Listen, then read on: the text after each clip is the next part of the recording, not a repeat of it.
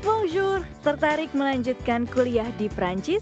Yuk simak apa saja keuntungan jika kuliah di Prancis. Sebagai negara penerima mahasiswa asing terbanyak kelima di dunia, Prancis menawarkan pendidikan berkualitas di berbagai bidang. Kekuatan Prancis dalam perekonomian dunia juga diimbangi oleh penelitian dan inovasi yang terdepan. Saat ini, bahasa Prancis merupakan bahasa internasional. Belum bisa bahasa Prancis? Jangan khawatir, tersedia juga perkuliahan dengan 100% bahasa Inggris. Jenjang perkuliahan di Prancis menggunakan sistem satuan kredit Eropa dan diakui di seluruh dunia. Prancis merupakan salah satu negara dengan biaya pendidikan terendah di Eropa berkat bantuan subsidi langsung sebesar 70% dari pemerintah. Temukan juga berbagai kesempatan beasiswa unggulan untuk kuliah di Prancis.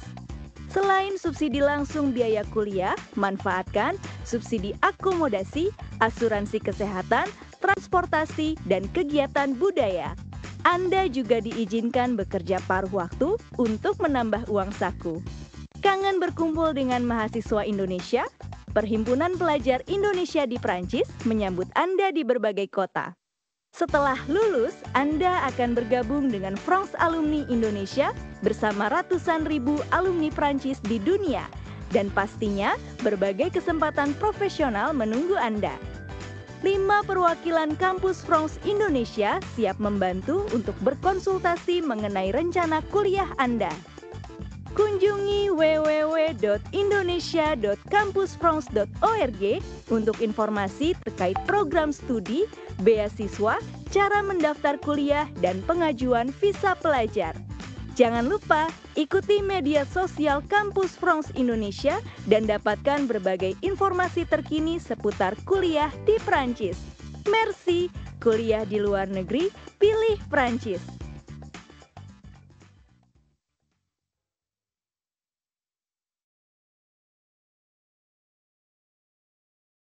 Oke, bonjour. Bonjour rekan-rekan pelajar Indonesia. Sore hari ini kita ada 7.300 orang kurang lebih di sesi webinar sore hari ini. Baik, kita akan segera mulai untuk sesi webinar yang pertama untuk mempersiapkan diri dalam pendaftaran dan pendaftaran ke tahun akademik 2026-2027 ya, teman-teman. Nah, sebelumnya mungkin saya perkenalkan diri dulu, teman-teman. Untuk sesi sore hari ini, saya dengan Cinta, bisa panggil Mbak Cinta. Saya adalah penanggung jawab Kampus France di Bandung untuk area Jawa Barat, kecuali Depok, Bekasi, dan Bogor ya. Jadi untuk Depok, teman-teman kalau di sini ada yang dari Depok, Bekasi, ataupun Bogor, nanti pendampingan untuk persiapan kuliah, pendaftaran, dan macam-macamnya akan dengan Mbak Fitria di Jakarta. Oke, hari ini saya tidak sendirian, saya juga saat ini ada teman-teman dari penanggung jawab Kampus France. Kami ada di 5 kota di Indonesia.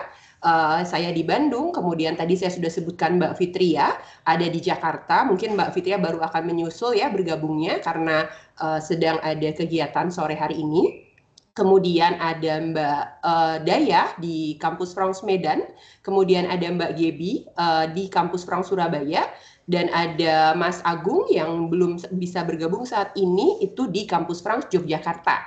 Jadi teman-teman untuk yang tinggalnya atau domisilinya ada di dekat dengan Kampus France yang ada di kota-kota yang disebutkan tadi, boleh banget nanti setelah ini kalau mau mengajukan janji temu atau sesi konsultasi, teman-teman bisa mengajukan secara offline juga, biar ketemu langsung dan datang langsung ke kantor Kampus France Indonesia di setiap kotanya. Oke, selain kami berlima, tim Kampus France, kami ada dengan Mbak Syaima Nedat, ada juga di sini, dan ada Mbak Dita di Kampus France Indonesia. Tentu saja sore hari ini untuk sesi beasiswa akan disampaikan oleh Mas Gema Pratama yang merupakan wakil atashe bidang kerjasama universitas di Institut France Indonesia. Nah, sebelum kita undang Mas Gema, teman-teman, saya ingin mengingatkan untuk sesi webinar ini, teman-teman bisa mengajukan pertanyaan apabila nanti teman-teman punya pertanyaan terkait dengan beasiswa, boleh silahkan dituliskan di kolom sebentar. Kalau nggak salah ada 2 ya dia. Kolom Q&A ya teman-teman ya. Jadi silakan untuk menuliskan pertanyaan teman-teman di kolom Q&A. Nanti setelah sesi pemaparan atau presentasi dari Mas Gema selesai, kita akan ada sesi tanya jawab. Saya akan membacakan pertanyaan yang tertulis di kolom Q&A. Kemudian kalau nanti waktunya memungkinkan, saya akan juga membuka sesi pertanyaan secara langsung. Teman-teman akan diundang untuk angkat tangannya ya, untuk raise hand aja, nanti akan kita berikan kesempatan bertanya secara langsung. Baik. Mungkin teman-teman di sini karena baru mengikuti sesi beasiswa, berarti teman-teman saya anggap belum mendaftar atau belum terdaftar sebagai, atau mungkin ada yang sudah sebagai calon siswa atau calon mahasiswa periode tahun akademik 2026-2027. Nah, untuk teman-teman yang tertarik atau udah serius nih, udah fokus Kak, saya tahun depan pengen berangkat bulan September, kami undang dari Kampus France Indonesia untuk teman-teman mengisi link pendataan nasional. Nanti data teman-teman akan harus disampaikan di link tersebut ya, mengisi formulir atau kuesioner. Kemudian untuk datanya nanti kami teruskan ke penanggung jawab masing-masing di kota masing-masing agar teman-teman bisa terupdate dengan informasi-informasi terkait dengan pendaftaran kuliah, beasiswa, dan lain sebagainya. Jadi teman-teman untuk yang sudah pasti atau serius mau berangkat tahun depan, wajib mengisi pendataan nasional gitu ya. Nanti kalau untuk linknya di mana Kak, boleh nanti berkontak dengan rekan-rekan penanggung jawab Kampus France di kotanya masing-masing. Baik, teman-teman, saya tidak akan berlama-lama.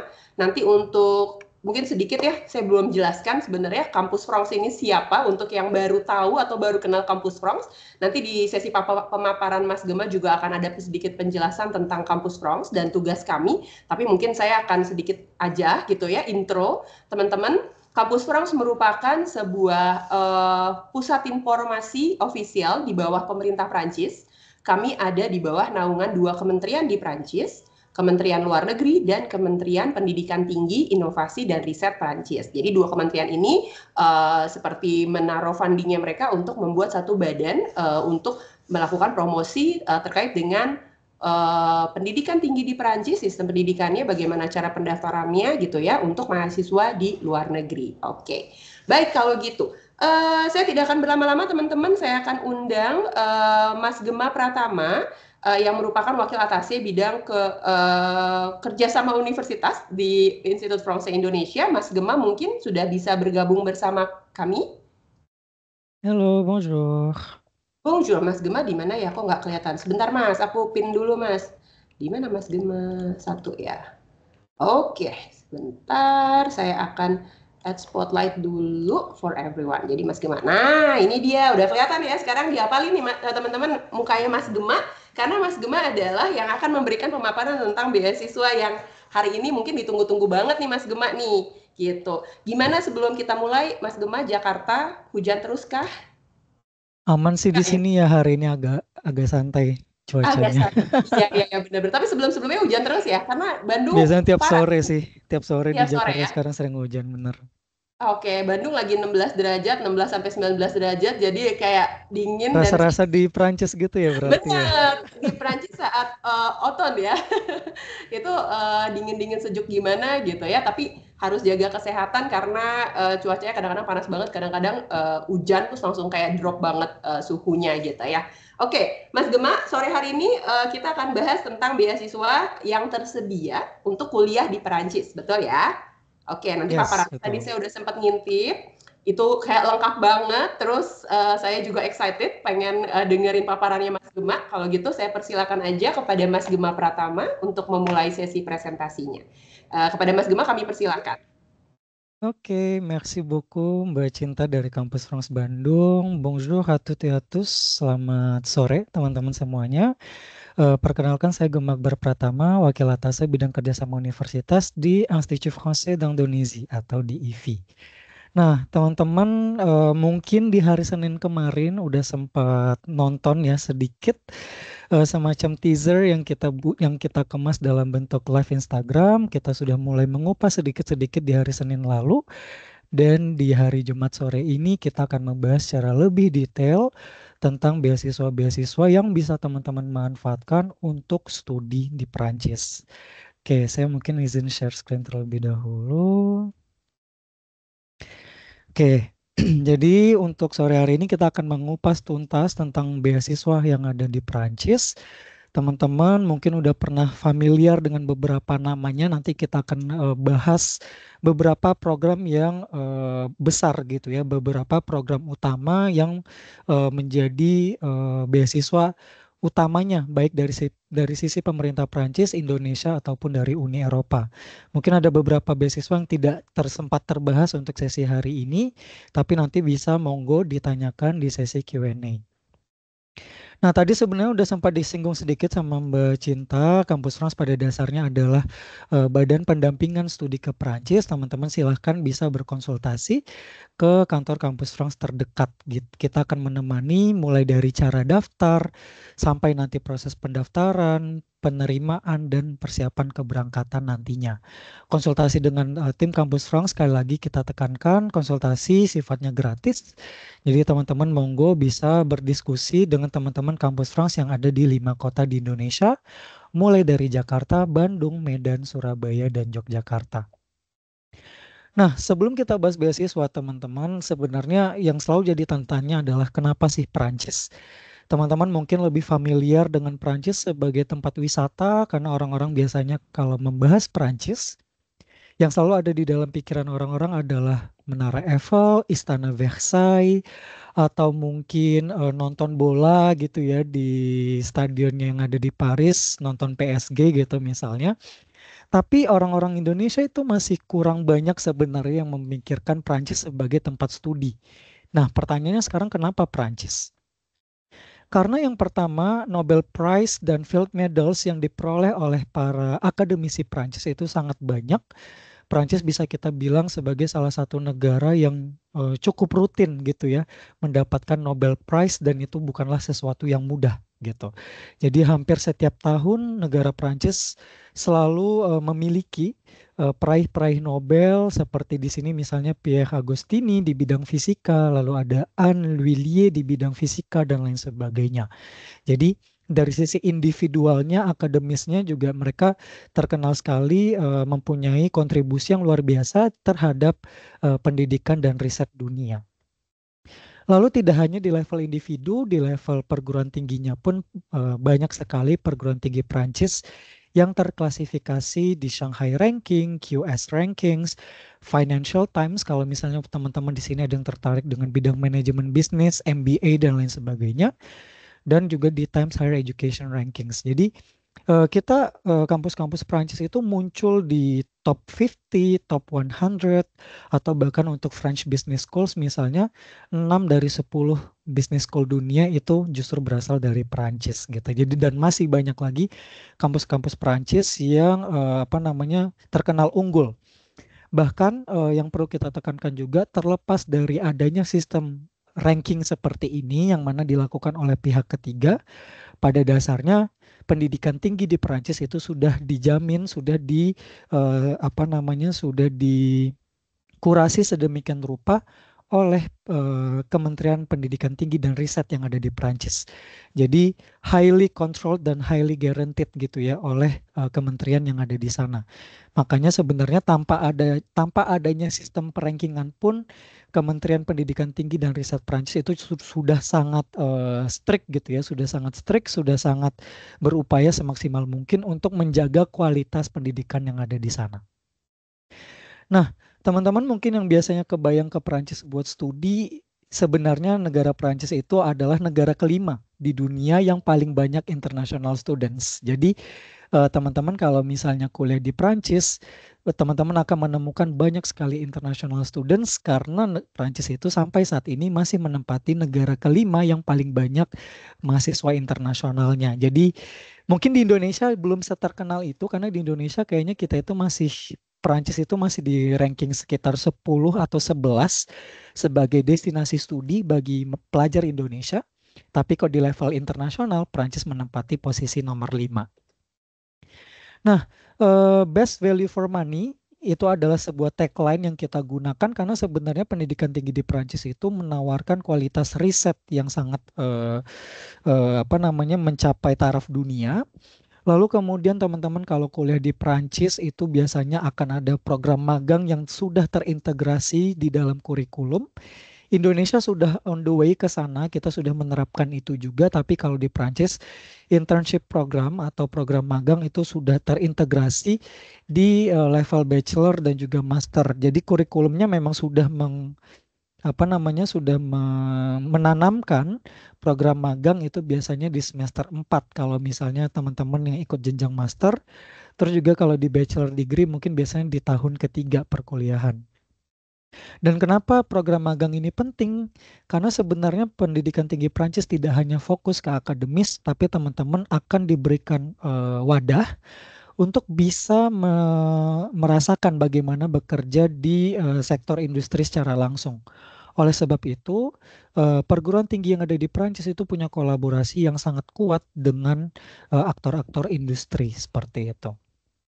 Nah, tadi mungkin teman-teman sempat lihat ya di video loopingnya kita di awal disebutkan bahwa bagi teman-teman yang nggak bisa bahasa Prancis, ada banyak juga program-program yang 100% diajarkan dalam bahasa Inggris. Dan itu benar adanya, khususnya di jenjang S2 dan S3. Jadi teman-teman misalnya nih yang hadir pada sore hari ini, belum bisa bahasa Prancis, atau mungkin bahasa Prancisnya baru level A2 gitu misalnya, nggak apa-apa, teman-teman bisa mencari tahu banyak sekali program-program master khususnya di Prancis yang kemudian diajarkan dalam bahasa Prancis. Untuk level S1 sebenarnya udah mulai ya, progresnya kita lihat di tahun ini juga sudah mulai banyak program-program berbahasa Inggris, tapi untuk bachelor degree mungkin mostly masih kita bisa bilang dalam bahasa Prancis. Nanti bisa diskusi dengan teman-teman kampus France Indonesia. Bagi teman-teman misalnya teman-teman SMA yang mau S1-nya berbahasa Inggris di Prancis, nanti monggo bisa konsultasi dengan kita, nanti bisa diarahkan, diberitahu jurusan mana saja nih yang sudah 100% bahasa Inggris. Nah, best value for money ini juga sebenarnya berkaitan erat dengan subsidi pemerintah Prancis, meskipun nanti kita akan membahas tentang beasiswa, tapi teman-teman perlu tahu bahwa pendidikan tinggi di Prancis, di universitas negerinya atau di public universities, itu sudah disubsidi oleh pemerintah Prancis. Jadi bagi teman-teman yang belum mendapatkan beasiswa nih misalnya, teman-teman kalau kuliah di Prancis tanpa beasiswa pun sebenarnya tuition fee-nya itu sudah disubsidi secara otomatis selama teman-teman kuliahnya di universitas negeri yang ada di Prancis. Dan ini misalnya yang bagian merah itu adalah nominal yang harus teman-teman tanggung. Itu misalnya di S1 sekitar 49 juta per tahun. Ini per tahun ya teman-teman. Dan bahkan mungkin dibandingkan beberapa universitas di Indonesia, kuliah di Prancis bisa jadi lebih murah gitu. Lalu kemudian S2 itu sekitar 67 juta per tahun. Dan untuk S3 jauh lebih murah lagi, itu sekitar 7 juta per tahun gitu ya. Jadi di luar beasiswa pun sebenarnya kuliah di Universitas Negeri Perancis itu sudah disubsidi oleh pemerintah. Seperti itu. Nah, sekarang kita akan bahas beasiswa yang ada di Perancis. Sebenarnya teman-teman kalau dilihat di sini itu seperti yang pernah kita jelaskan juga di live Instagram hari Senin lalu, kita bisa melihat adanya beasiswa yang dari pemerintah Perancis, dari Uni Eropa, dan juga yang dari pemerintah Indonesia. Jadi ada France Excellence EFL, atau biasanya kita bilangnya beasiswa EFL, lalu ada beasiswa France Excellence, ada beasiswa Erasmus, ada beasiswa LPDP, beasiswa Garuda. Nah ini buat teman-teman yang jenjang S1, yang mau kuliah di jenjang S1, jadi buat teman-teman SMA, mungkin sebelumnya teman-teman tahu beasiswa Indonesia Maju. Nah, beasiswa Garuda tahun ini adalah rebrandingnya dari beasiswa Indonesia Maju. Lalu buat teman-teman S3, misalnya mau S3 di Perancis, ada beasiswa SSHN, France Excellence, dan juga beasiswa MOPGA atau Make Our Planets Great Again. Gitu. Nah, secara lebih detail kita akan bahas beberapa program beasiswa yang utama gitu ya. Jadi kita mungkin nggak cukup juga waktunya untuk bahas satu-satu, tapi setidaknya hari ini kita bakal bahas beasiswa yang utama yang biasanya digunakan untuk studi di Perancis. Yang pertama tentunya kita bakal bahas beasiswa yang dari IFI, dari Institut Perancis Indonesia yang dikelola melalui Kampus France dan juga tentunya diatur oleh Kedutaan Besar Perancis di Indonesia. Nah, untuk France Excellence sendiri, kita ada di jenjang S1, S2, dan ada S3 juga. Cuma mungkin di sini kita fokus S1, S2 karena Kampus France Indonesia pada dasarnya mendampingi teman-teman yang kuliahnya S1, S2. Nanti kalau S3 biasa kita bantu arahkan ke tim kerjasama sains dan teknologi.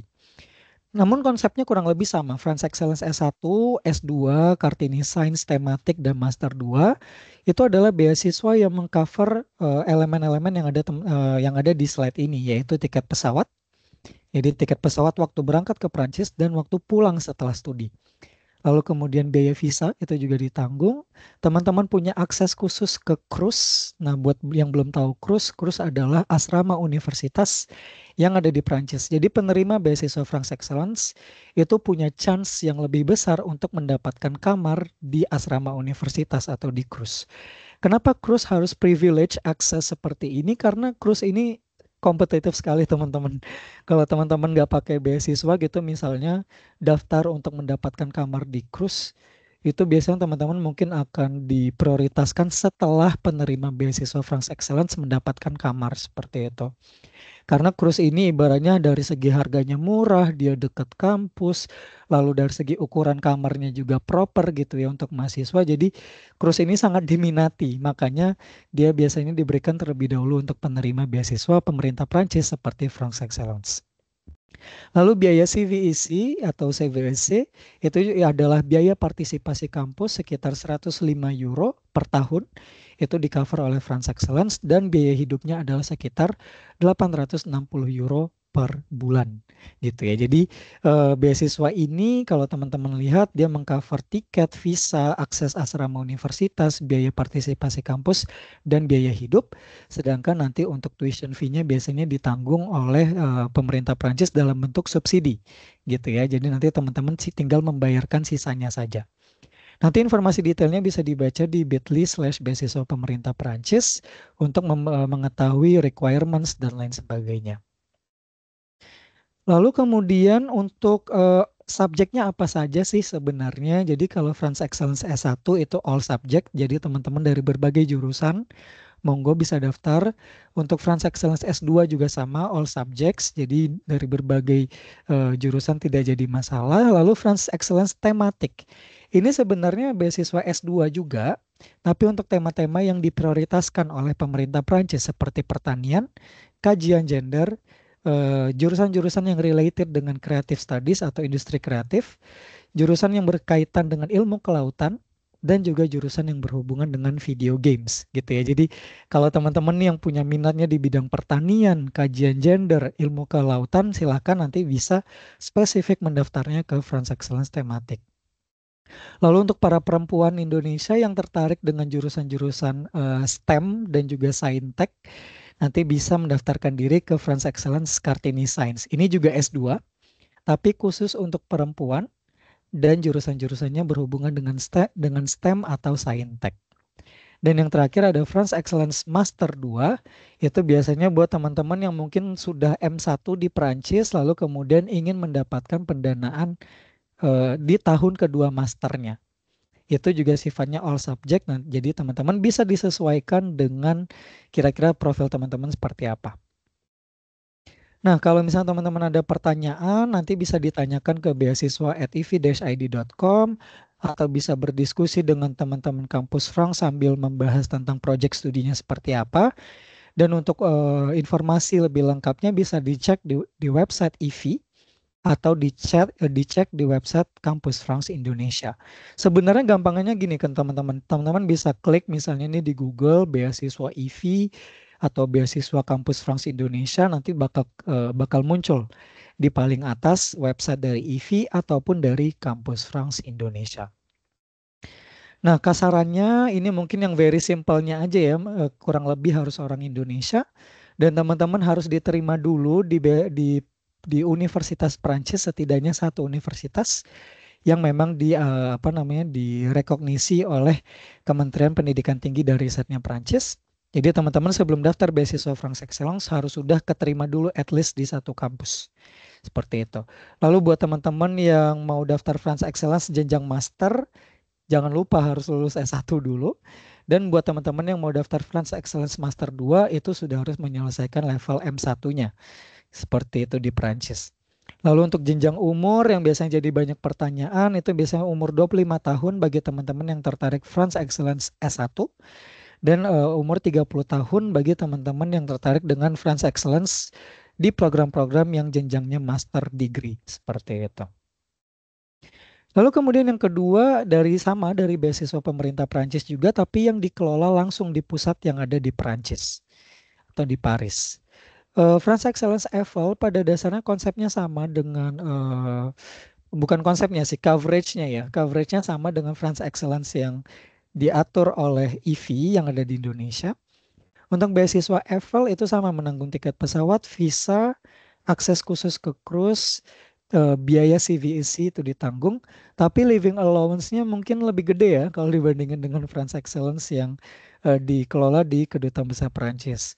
Nah kalau misalnya yang EFL itu dia 1.181 euro per bulan untuk jenjang master dan 1.800 euro per bulan untuk jenjang S3. Nah, untuk EFL sendiri memang dia lebih strict ya teman-teman karena dia diatur langsung di pemerintah pusat yang ada di Paris dan persaingannya berskala internasional. Kalau yang tadi yang France Excellence yang dikelola oleh Kedutaan Besar Prancis di Indonesia, itu persaingannya di level nasional sesama orang Indonesia. Sedangkan EFL nanti teman-teman persaingannya dengan seluruh kandidat dari berbagai negara yang ada di dunia. Makanya dia memberikan living allowance yang lebih besar karena sebenarnya juga lebih kompetitif. EFL sendiri dia tidak tergolong ke dalam all subject tapi dia by subject. Jadi ada bidang-bidang prioritas yang diutamakan oleh beasiswa EFL seperti biologi dan kesehatan, lalu kemudian yang berhubungan dengan transisi ekologi.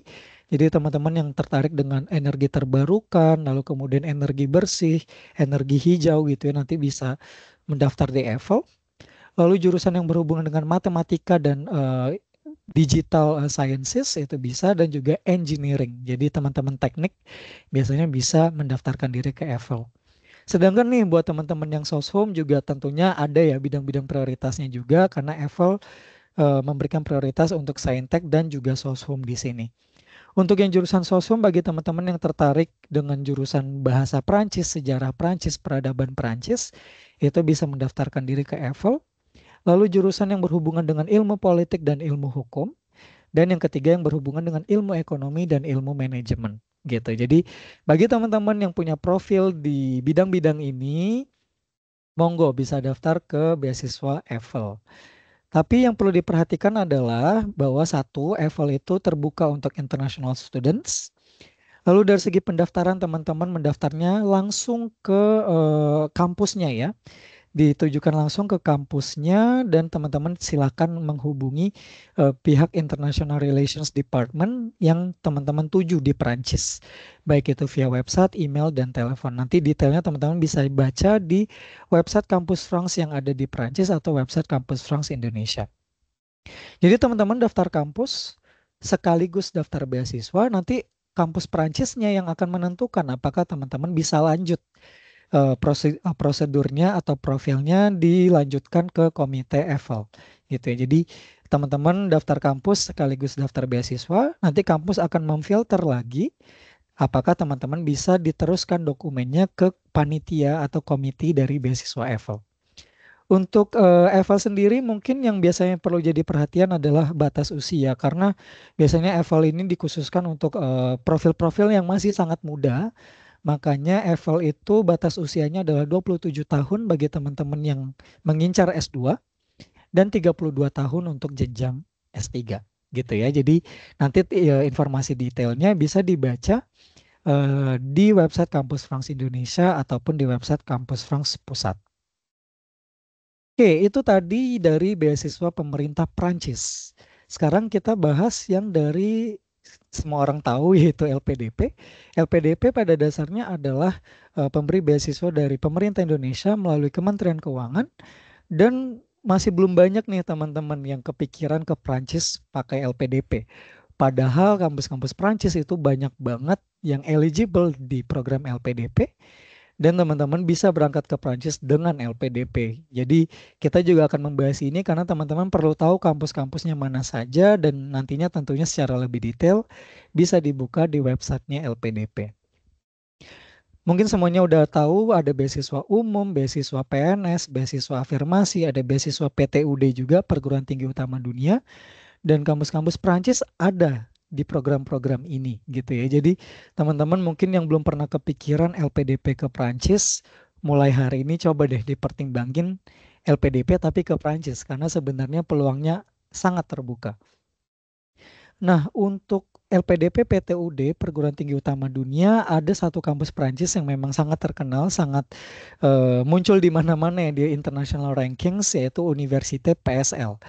PSL itu satu-satunya kampus Prancis yang berada di dalam list LPDP PTUD.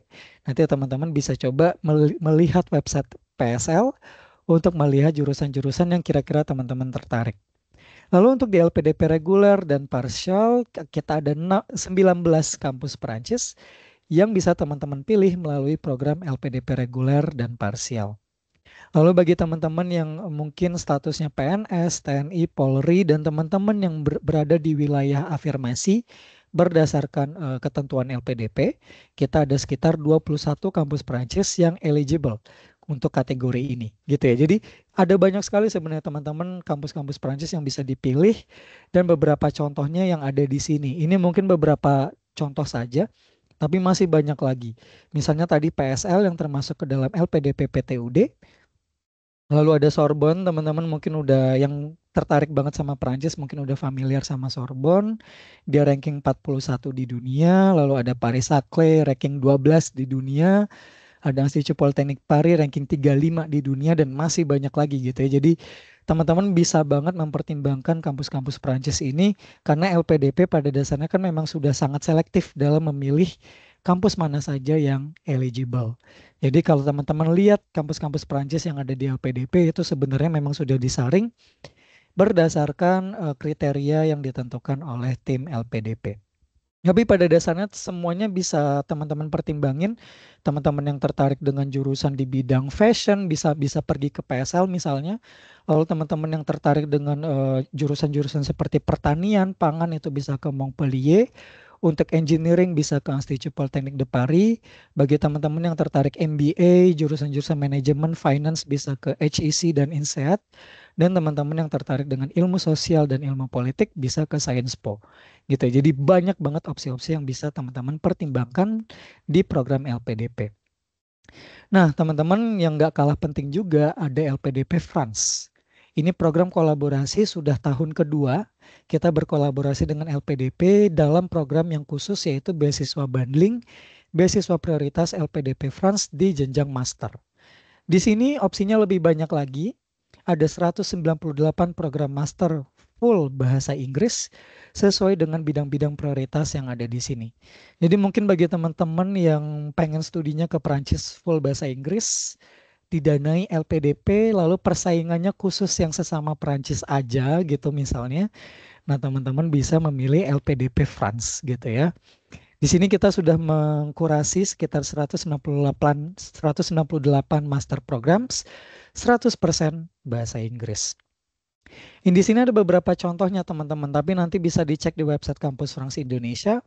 Tapi ada beberapa contoh misalnya seperti robotic system, public policy, video game management, aerospace engineering, water management, hospitality, gitu. Jadi banyak banget contoh-contoh program studi yang ada dan bisa teman-teman pilih di LPDP France.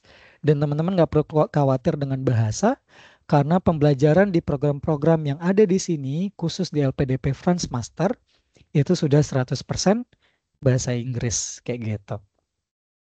Nah, untuk public universities totalnya ada sekitar 19 universitas, ini beberapa contohnya saja, tersebar di seluruh Perancis.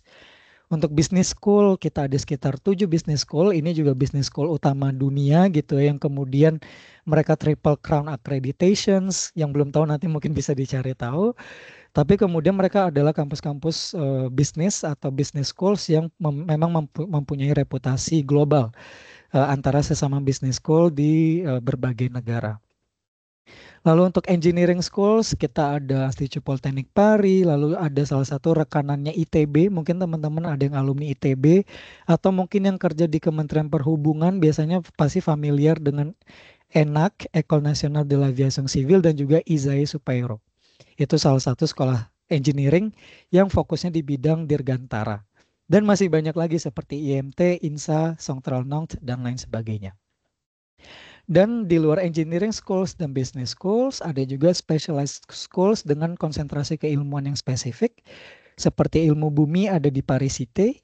Lalu untuk desain, animasi, dan video games ada ISART, École Design Nantes, dan Gobelins.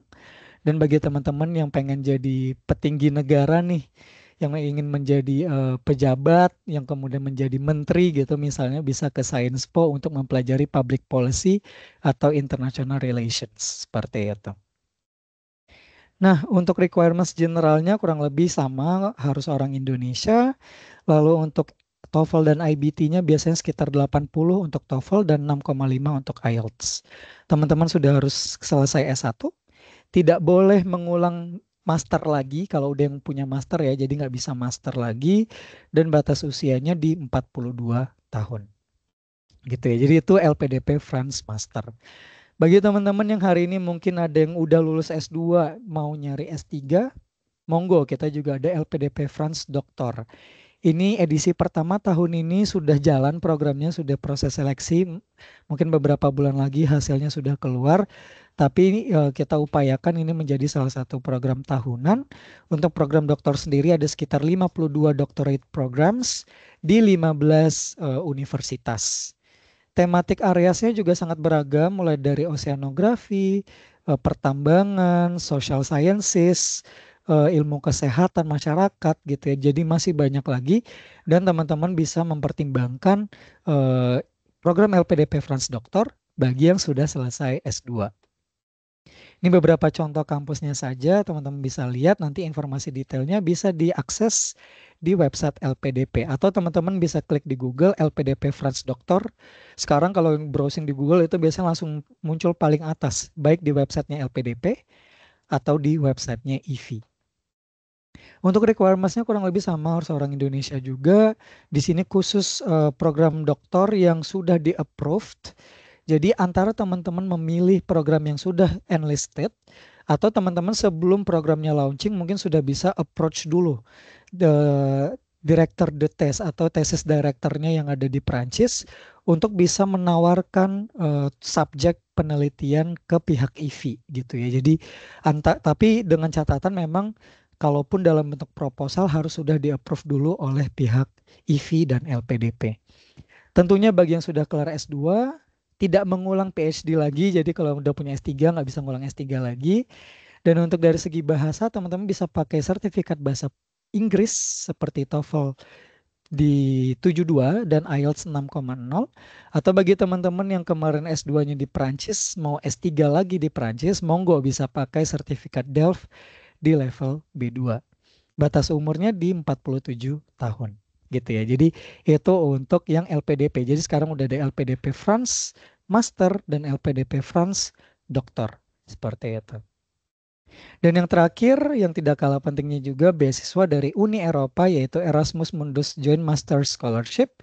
Teman-teman yang mungkin tertarik pengen bisa 1 semester di Prancis atau 2 semester di Prancis lalu semester lainnya di negara lain bisa mempertimbangkan Erasmus Mundus Joint Master Scholarship. Pada dasarnya ini adalah beasiswa yang dikelola langsung oleh Uni Eropa dan ditujukan untuk international students gitu ya. Dan biasanya programnya itu sudah sangat spesifik dan hasil kolaborasi antar kampus-kampus di Uni Eropa. Kampus-kampusnya juga tentunya sudah dikurasi, kampus-kampus terbaik di bidangnya masing-masing. Dan dia mencakup mulai dari kayak tuition fee, living cost, dan juga perjalanan menuju ke Eropanya itu sendiri. Nah, ini juga menarik karena di tahun ini, teman-teman, Prancis itu adalah negara nomor 2 nih setelah Belgia ya, yang mana Indonesian awardees yang berangkat ke Eropa tahun ini, itu mereka pada pergi ke Prancis salah satunya gitu ya. Jadi Prancis menempati posisi nomor 2 dengan jumlah yang paling banyak kampusnya dipilih oleh orang-orang Indonesia, yaitu di jumlahnya 10 perguruan tinggi gitu ya. Jadi Prancis memang pada dasarnya baik dari sisinya France Excellence ataupun LPDP, orang-orang Indonesia juga sudah semakin banyak yang mulai melirik Prancis secara lebih mendalam untuk studinya di Prancis, baik untuk S1, S2, dan juga S3, seperti itu. Nah, nanti untuk informasi katalognya, teman-teman bisa klik bit.ly/Erasmus Katalog. Nanti teman-teman bisa lihat kira-kira kampus Prancis mana aja nih yang tergabung di dalam Erasmus Joint Masters Program, dan kemudian nanti informasi beasiswanya juga bisa dicek di websitenya Erasmus. Nah, kurang lebih seperti itu, dan sebelum penutup, teman-teman tentunya perlu mengenal beberapa alumni yang mungkin nggak pernah terpikirkan sebelumnya, nggak nyangka, oh ternyata ini alumni Perancis, ternyata ini alumni Perancis. Salah satunya yaitu Chef Renata. Dia adalah alumni dari Cordon Bleu, lalu ada musisi Vira Talisa dari Université de Rennes. Mantan Wakil Presiden Yusuf Kala itu adalah alumni dari INSEAD yang tadi juga eligible di programnya LPDP karena memang INSEAD termasuk salah satu top business schools dunia. Lalu ada Bapak Budi Susilo Supanji, yaitu alumni dari ENTPE, pernah menjabat sebagai Gubernur Lemhanas, dan fashion designer Poppy Darsono adalah alumni dari ESMAD. Jadi kalau teman-teman ada kepikiran ingin kuliah di Prancis dan menjadi salah satu inspiring alumninya kita, monggo dipertimbangkan beasiswa-beasiswa yang tadi sudah saya jelaskan di sesi sebelumnya, seperti itu. Kita ada sekitar 7.000 alumni yang tergabung di dalam jaringan France Alumni Indonesia, dan semoga nantinya bisa teman-teman yang tergabung dalam France Alumni Network di Indonesia, dan teman-teman akan bertemu dengan banyak sekali profil-profil yang luar biasa yang dulunya pernah studi di Perancis. Kalau teman-teman lihat di sini foto-fotonya, ini adalah foto-foto alumni kita langsung ya. Jadi bukan foto yang kita ambil di Pinterest atau dari mana, tapi benar-benar ini foto-foto para alumni yang merepresentasikan bidang studinya. Mulai dari oil and gas, energi, ilmu kelautan, ilmu komputer, bahkan dari parfumery. Mungkin teman-teman ada yang tertarik dengan ilmu parfum juga, misalnya kita ada alumni yang pernah kuliah di Prancis untuk fokusnya di bidang parfum, misalnya seperti itu. Tapi Prancis itu kalau bisa saya simpulkan sebenarnya dia terkenal di beberapa bidang tertentu. Mungkin teman-teman ada yang kepikiran Prancis itu untuk kuliah di bidang fashion, gastronomi, parfum gitu ya. Tapi kalau teman-teman cari tahu lebih mendalam, Prancis juga unggul di bidang aeronautics tentunya karena Airbus markasnya di Toulouse. Lalu kemudian di bidang energi terbarukan, di bidang engineering, apapun engineeringnya, entah itu mechanical, entah itu electrical gitu ya. Jadi banyak sekali. Ilmu kelautan juga nggak kalah menariknya juga. Dan masih banyak lagi. Prancis itu bisa kita bilang negara yang menawarkan banyak opsi dengan kualitas dunia gitu ya. Jadi kita sering banget soalnya dapat pertanyaan misalnya gini, kuliah di Prancis bagusnya jurusan apa ya? Kuliah di Prancis bagusnya di kampus mana ya? Ini pertanyaan-pertanyaan yang sebenarnya kurang relevan bisa kita bilang dengan Prancis, karena Prancis punya banyak sekali bidang-bidang studi yang kualitasnya global, kualitasnya internasional, jadi tinggal menyesuaikan saja dengan teman-teman tertariknya ke jurusan apa. Nanti akan dibantu oleh tim Kampus France untuk dicarikan kampus yang paling cocok sesuai dengan bidang studinya teman-teman yang ingin teman-teman tuju, seperti itu. Nah, sebelum kuliah di Perancis gimana sih caranya, prosedurnya? Teman-teman tentunya nanti bisa persiapkan bahasa, nanti kemudian dibantu oleh tim Kampus France untuk mencari tahu jurusan yang sesuai dengan minat dan bakatnya teman-teman. Nanti akan kita bantu arahkan cara daftar kampusnya sampai keterima dan kemudian pengurusan visa pelajar. Untuk yang tahap 1, saya ingin tekankan lebih jauh bahwa sertifikat bahasa itu disesuaikan lagi ya teman-teman. Jadi tadi kita udah beberapa kali mention program bahasa Inggris sudah banyak di Perancis. Jadi kalau misalnya teman-teman ada yang mau cari program 100% bahasa Inggris, Berarti sertifikat bahasanya cukup pakai IELTS atau TOEFL. Nanti informasi lebih detailnya harus dicek langsung di website universitasnya, di laman program studi yang teman-teman minati, seperti itu. Jadi kalau misalnya memang programnya full bahasa Inggris, ya udah bisa pakai IELTS atau TOEFL. Tapi kalau misalnya programnya berbahasa Prancis, teman-teman harus menggunakan sertifikat DELF atau sertifikat bahasa Prancis. Dan untuk levelnya itu disesuaikan. Kadang-kadang ada yang minta B2 atau B2, ada yang kadang-kadang mintanya C1 atau C1. Itu nanti silakan disesuaikan berdasarkan requirements dari masing-masing program studi. Seperti itu. Nah, kurang lebih seperti itu teman-teman yang tinggalnya nggak jauh-jauh dari sini nih, alamat-alamat yang ada di sini. Monggo bisa main ke IVI, ada di Jakarta, di Tamrin dan Wijaya. Kita juga ada di Serpong, di Tangerang Selatan, lalu kemudian ada di Bandung, Jogja, dan Surabaya. Di situ teman-teman bisa berkunjung untuk mengetahui tentang bahasa Prancis, belajar bahasa Prancis, mengetahui kegiatan-kegiatan budaya yang berhubungan dengan Prancis. Dan untuk kampus France Indonesia sendiri nanti ada di Tamrin, Bandung, Jogja, dan Surabaya. Lalu kemudian di luar Pulau Jawa kita ada kampus France di Medan, di Alliance Française Medan. Jadi bagi teman-teman yang mungkin gak jauh dari Medan bisa main ke Alliance Française Medan. Dan di luar IVI memang ada AF yang juga fungsinya kurang lebih sama seperti IVI, tempat belajar bahasa Prancis dan pusat kebudayaan Prancis. Kita ada di Medan, Bali, Semarang, dan Makassar gitu ya. Jadi teman-teman nanti silakan dicek paling dekat kemana. Jangan ragu untuk main ke IVI ataupun juga ke Alliance Française. Untuk konsultasi dengan Kampus France Indonesia bisa menghubungi via email, disesuaikan dengan tempat tinggal yang paling dekat dengan kota-kota yang ada di sini, yaitu Jakarta, Bandung, Surabaya, Medan, dan Yogyakarta. Nanti via email bisa tanya jawab, bisa konsultasi, request konsultasi, ataupun keperluan-keperluan lainnya seperti misalnya mengecek surat motivasinya, ataupun misalnya memperbaharui CV-nya agar lebih sesuai dengan pendaftaran kuliah di Perancis. Sedangkan untuk informasi lebih detail tentang kota-kota studi di Perancis, kampus-kampusnya, teman-teman bisa follow di Instagram. Mungkin yang hadir hari ini udah follow Instagram kita dan mungkin ada yang belum, silakan di follow di Kampus France INA. Kita ada di LinkedIn juga di Kampus France Indonesia dan di Facebook Kampus France Indonesia. Kurang lebih seperti itu beasiswa yang sudah kita bahas gitu ya. Jadi ada banyak sekali beasiswa yang bisa teman-teman pilih. Yang penting sebenarnya sih gini ya, teman-teman harus tahu dulu pemberi beasiswanya siapa. Requirements-nya soalnya bakal beda-beda, dari sesama pemberi beasiswa itu ada regulasinya masing-masing. Lalu kemudian harus dicek apakah dia all subject atau by subject, jadi harus baca dengan teliti. Dan juga tentunya dari sisi coverage-nya teman-teman harus perlu baca apa saja yang ditanggung dan apa saja yang tidak ditanggung. Semua info tersebut sudah tersedia di berbagai website, harus rajin-rajin baca. Karena kalau teman-teman gak rajin-rajin baca, lalu berangkat studi ke Prancis, nanti akan banyak kendala bagi teman-teman yang gak teliti gitu ya. Jadi dilatih dari sekarang, banyak membaca, teliti membaca, karena itu akan sangat membantu teman-teman dalam persiapan, lalu kemudian mendaftar kampusnya yang cocok bagi proyek studi teman-teman kira-kira di mana aja.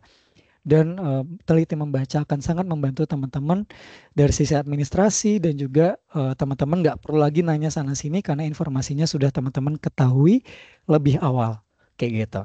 Kurang lebih itu yang bisa saya sampaikan sore hari ini. Kita bisa langsung masuk ke sesi tanya jawab bagi teman-teman yang ingin bertanya lebih detail yang berhubungan dengan beasiswa studi di Perancis. Merci beaucoup. Saya kembalikan ke Mbak Cinta.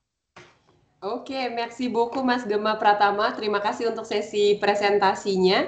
Ini kayaknya presentasinya lebih update dan lebih baru ya, karena lebih banyak informasi yang disampaikan dan lebih detail.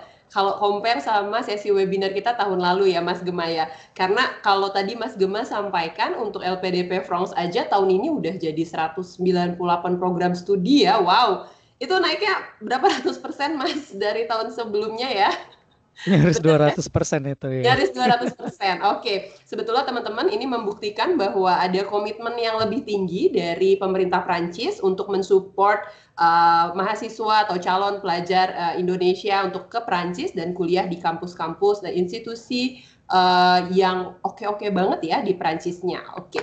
Nah, kita akan masuk sesi Q&A atau tanya jawab. Tadi saya lihat udah banyak yang drop pertanyaan di kolom Q&A dan juga di kolom chat.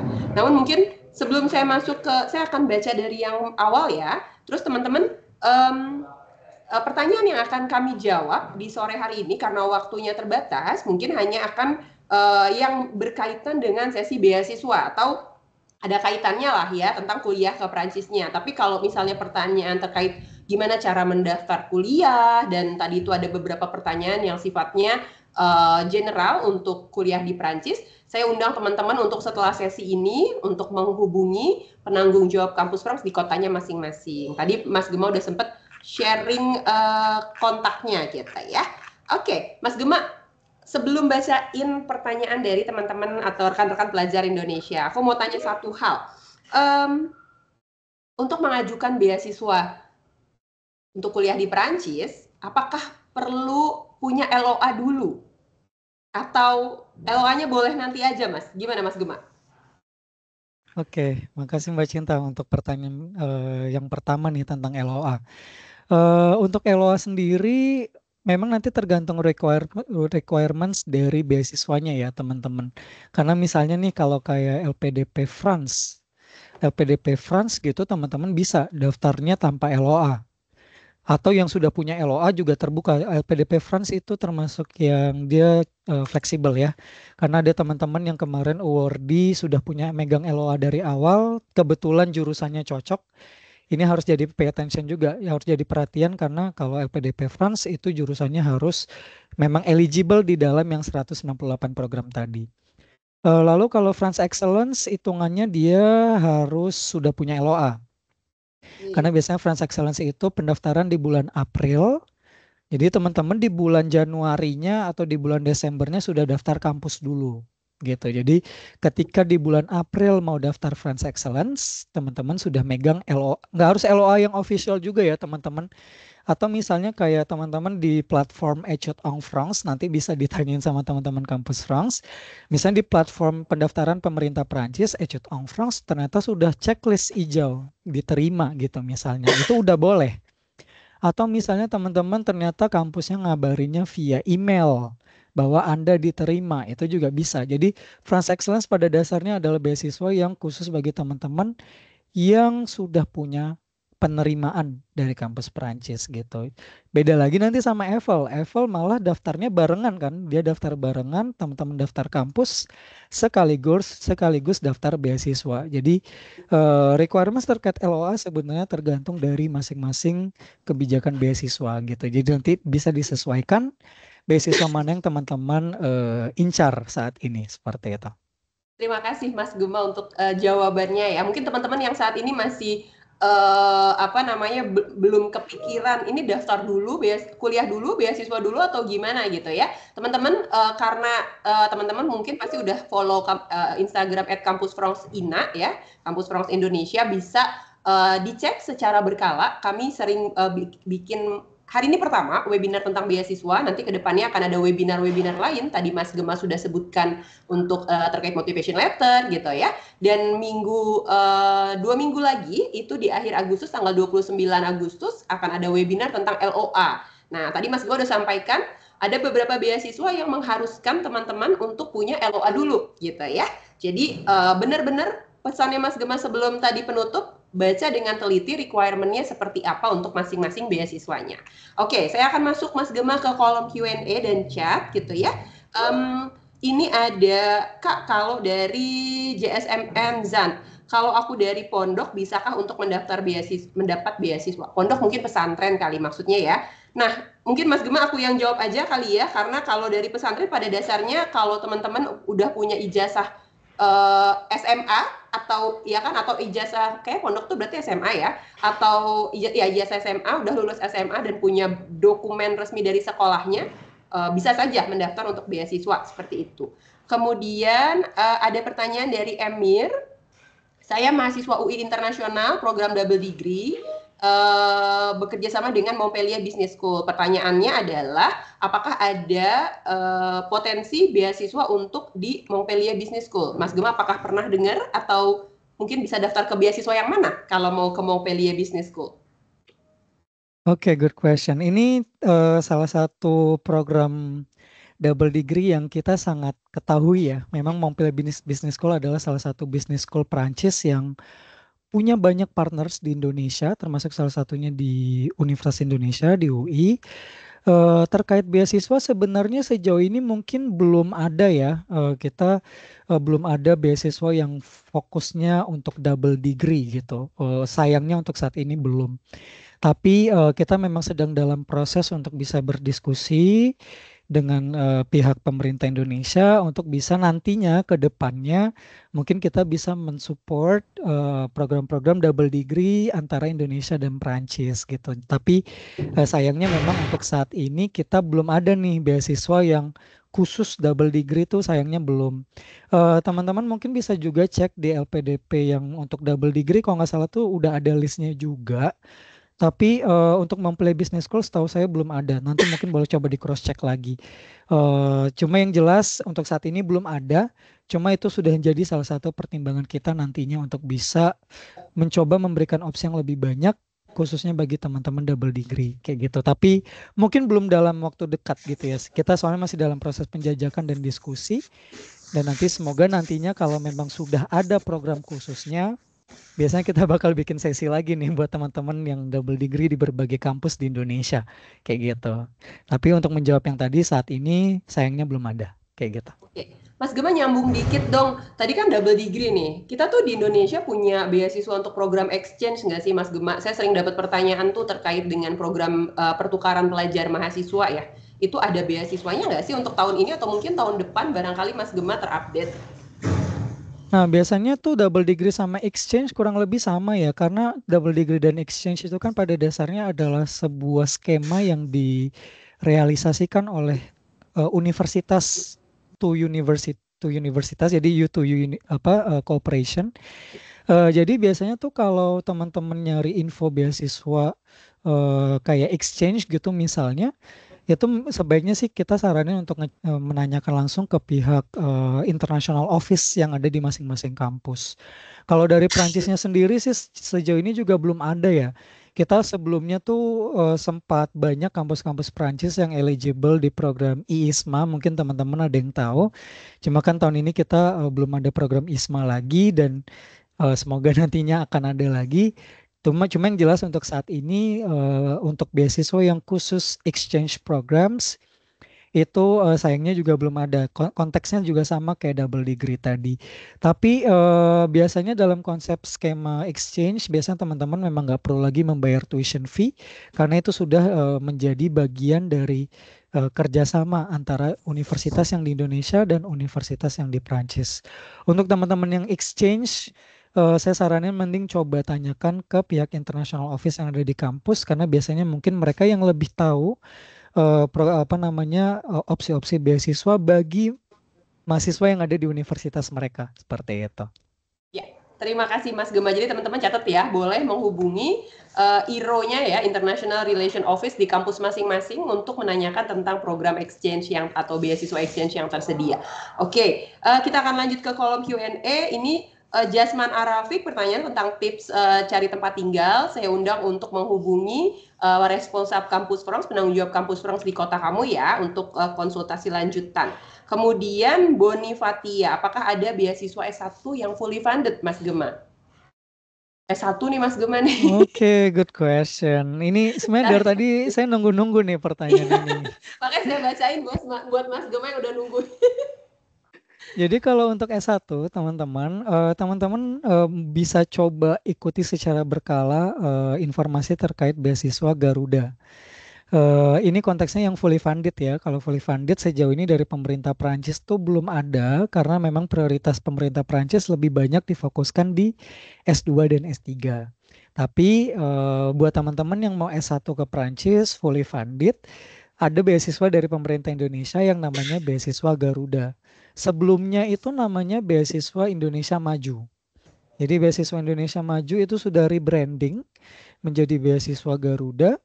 Nah, itu nanti requirements-nya mengikuti beasiswa Garuda gitu ya. Jadi teman-teman justru kalau mau cari tahu beasiswa Garuda, nanti bisa baca requirements lebih detailnya di website Kemendikti kayak gitu. Tapi secara garis besar pada dasarnya beasiswa Garuda itu fully funded untuk level bachelor atau S1. Dan dia itu nanti seleksinya udah mulai dari kelas 11, lalu nanti kelas 12 tuh udah mulai daftar-daftar kampus, dan kemudian ketika lulus sudah siap untuk berangkat kayak gitu. Beasiswa Garuda itu di versi sebelumnya di Beasiswa Indonesia Maju, kita tahun 2023 sih waktu itu ya, karena 2024 ada transisi pemerintahan, jadi beasiswanya mungkin sempat di on hold.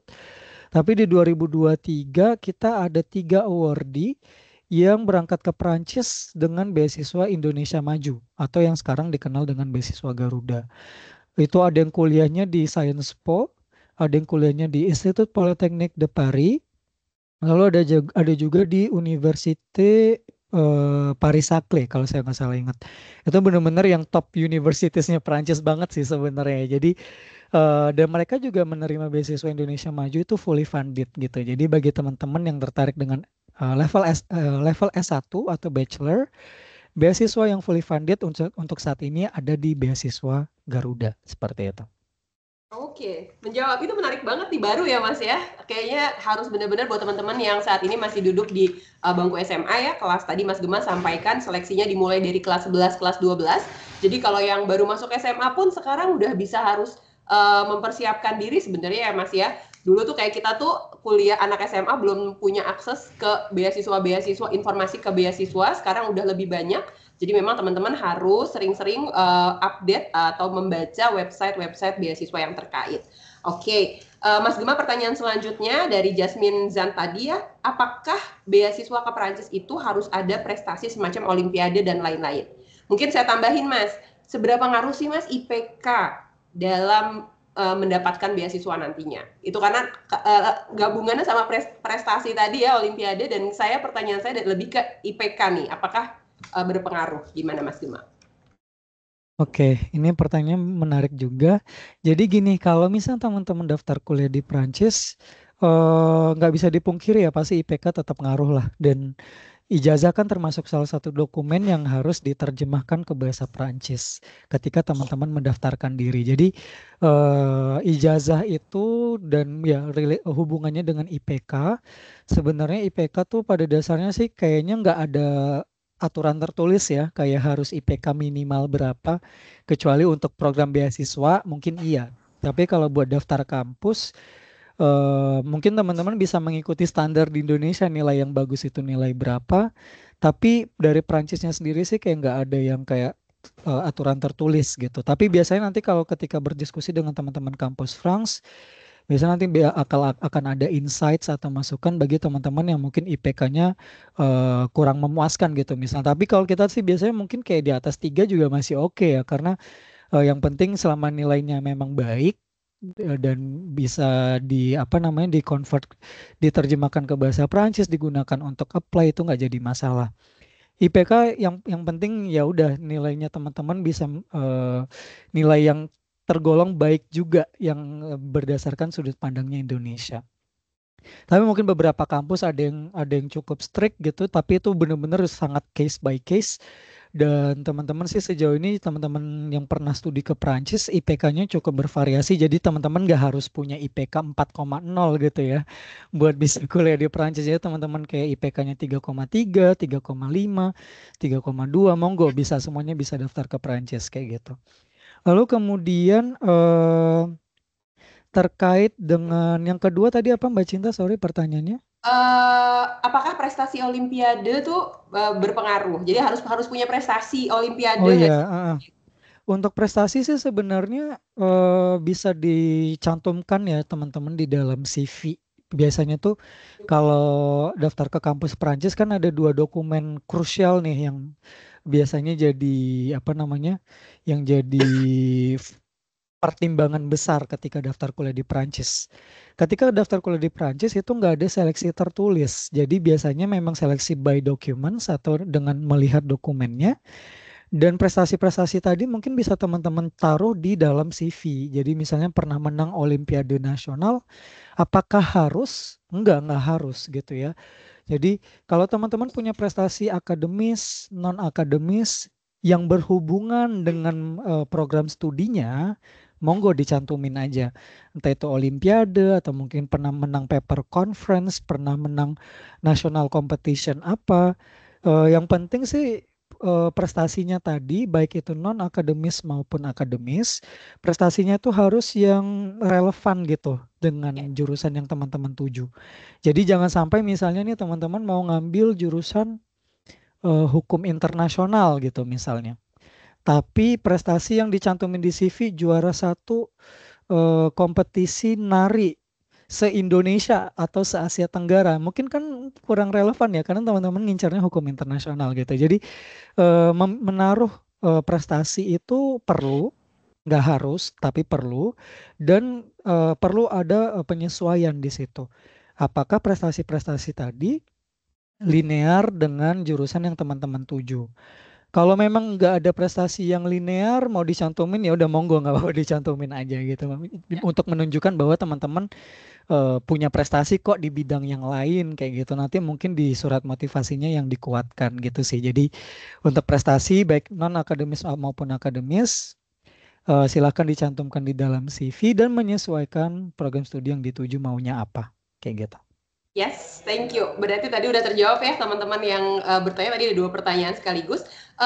Berarti catatannya teman-teman kalau nanti bingung nih, terus kapan dong yang bisa dimasuk, prestasi mana yang boleh dimasukin atau sebaiknya dimasukin dan yang sebaiknya nggak perlu dimasukin sesuai atau tidak di CV. Nah, teman-teman harus pantengin Instagram Kampus France Indonesia @kampusfrancesina. Karena kita udah masuk ke series atau rangkaian webinar ya, nanti akan ada webinar terkait dengan pembuatan kurikulum vitae dan letter of motivation. Jadi teman-teman minggu depan, 2 minggu lagi akan ada yang tadi ya terkait dengan penerimaan LOA, kemudian nanti ada CV dan letter of motivation. Jadi yang emang beneran niat serius nih tahun depan mau berangkat gitu ya, harus sering-sering pantau Instagram Kampus France. Oke, Mas Gema, pertanyaan selanjutnya. Ini 2 pertanyaan saya gabungin ya, karena relate gitu satu sama lain. Tadi ada pertanyaan terkait dengan, saya lupa namanya, di kolom Q&A, itu terkait dengan M1 dan M2 apa bedanya gitu ya, untuk program master. Kemudian ada dari Bibit ya, ini terkait dengan kalau dia misalnya jurusan S2 yang mau diambil itu udah linear atau relevan dengan S1-nya dan juga pengalaman kerjanya dia. Untuk beasiswa France Excellence, apakah ada wawancara atau hanya seleksi administratif? Oh, ini pertanyaan lagi ya. Dan apakah dia bisa langsung masuk ke M2, Mas? Jadi dia ketika menentukan mau daftar yang M2 di France Excellence itu, apakah cukup dengan background studi S1 dan pengalaman kerja yang linear? Seperti apa Mas Gema? Mungkin M1, M2 secara general dulu ya Mas Gema ya.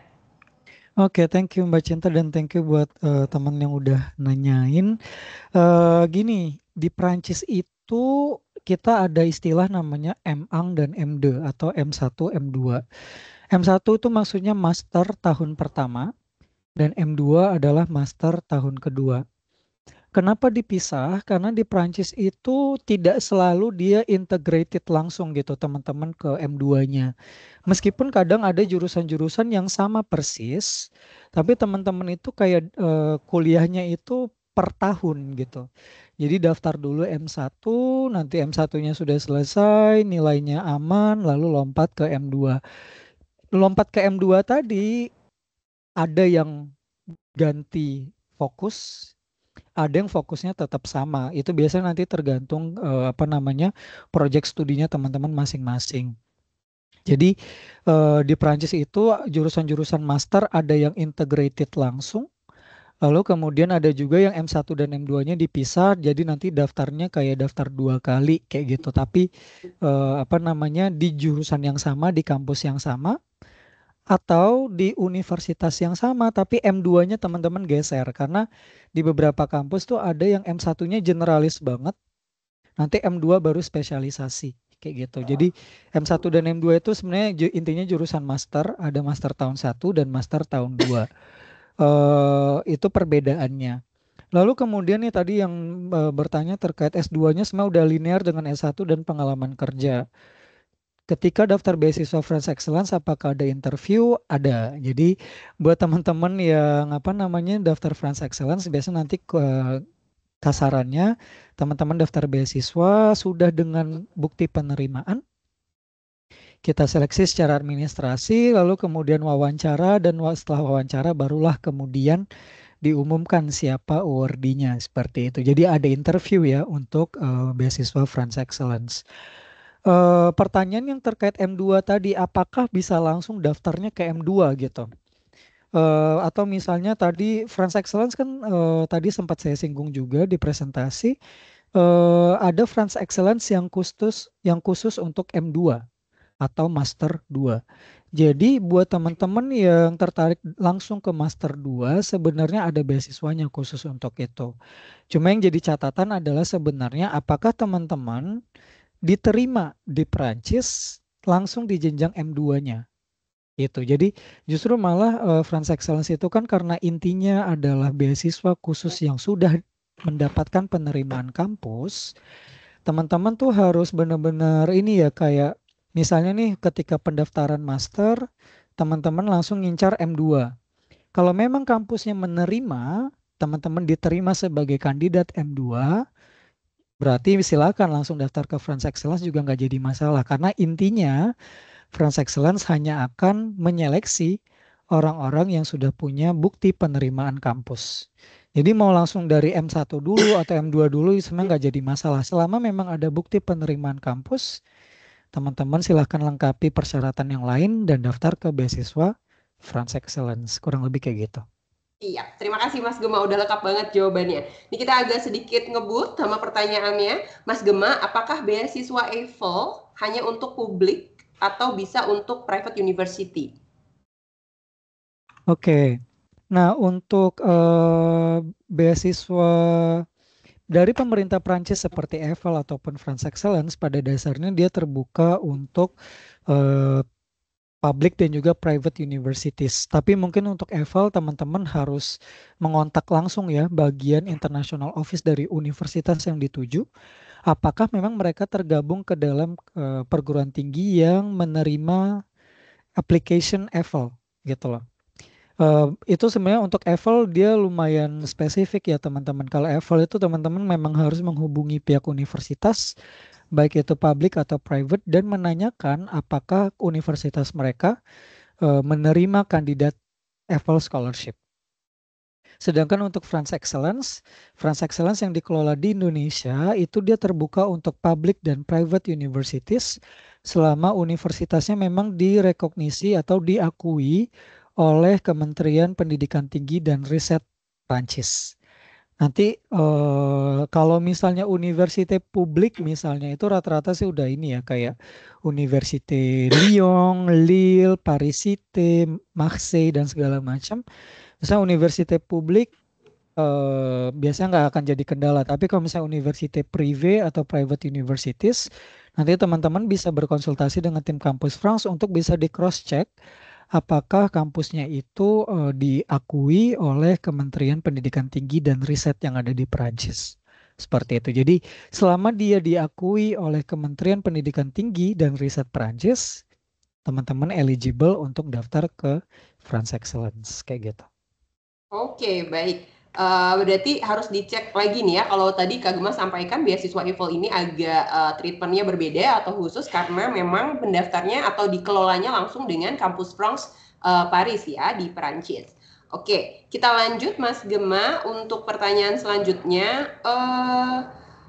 Saya berminat untuk daftar postdoktoral beasiswa SSHN gelombang 2. Ini kapan dibuka dan bagaimana mekanismenya? Ini kita arahin ke CST atau gimana Mas? Ya, jadi buat teman-teman yang fokusnya untuk jenjang S3, apalagi khusus beasiswa SSHN itu kan beasiswa untuk penelitian jangka singkat ya di Prancis. itu nanti silakan menghubungi tim kita di Kerjasama Sains dan Teknologi. Saya bisa kirimkan alamat emailnya di kolom chat. Itu nanti teman-teman bisa menghubungi tim Kerjasama Sains dan Teknologi di @iv-id.com. Jadi kalau untuk pertanyaan tentang misalnya beasiswa SSHN atau misalnya beasiswa PHC Nusantara yang berhubungan dengan doktoral, postdoc, riset, teman-teman monggo bisa menanyakan langsung ke tim Kerjasama Sains dan Teknologi di proje@iv-id.com. Karena kalau untuk dari tim Kampus France kita memang lebih banyak membahas tentang S2 dan S3. Tadi kita memang sempat menyinggung sedikit untuk memberikan gambaran bahwa kita punya beasiswa dari jenjang S1 sampai S3. Tapi kalau pertanyaannya detail, misalnya tentang gelombang keduanya kapan, requirements-nya kapan, monggo bisa menghubungi langsung tim Kerjasama Sains dan Teknologi. Oke, terima kasih Mas Gema, sudah saya jawab juga tadi, bantu ke kakaknya langsung ya di komennya. Mas Gema juga udah kirim di kolom chat yang general untuk emailnya CST ya. Kemudian ada pertanyaan menarik nih Mas Gema.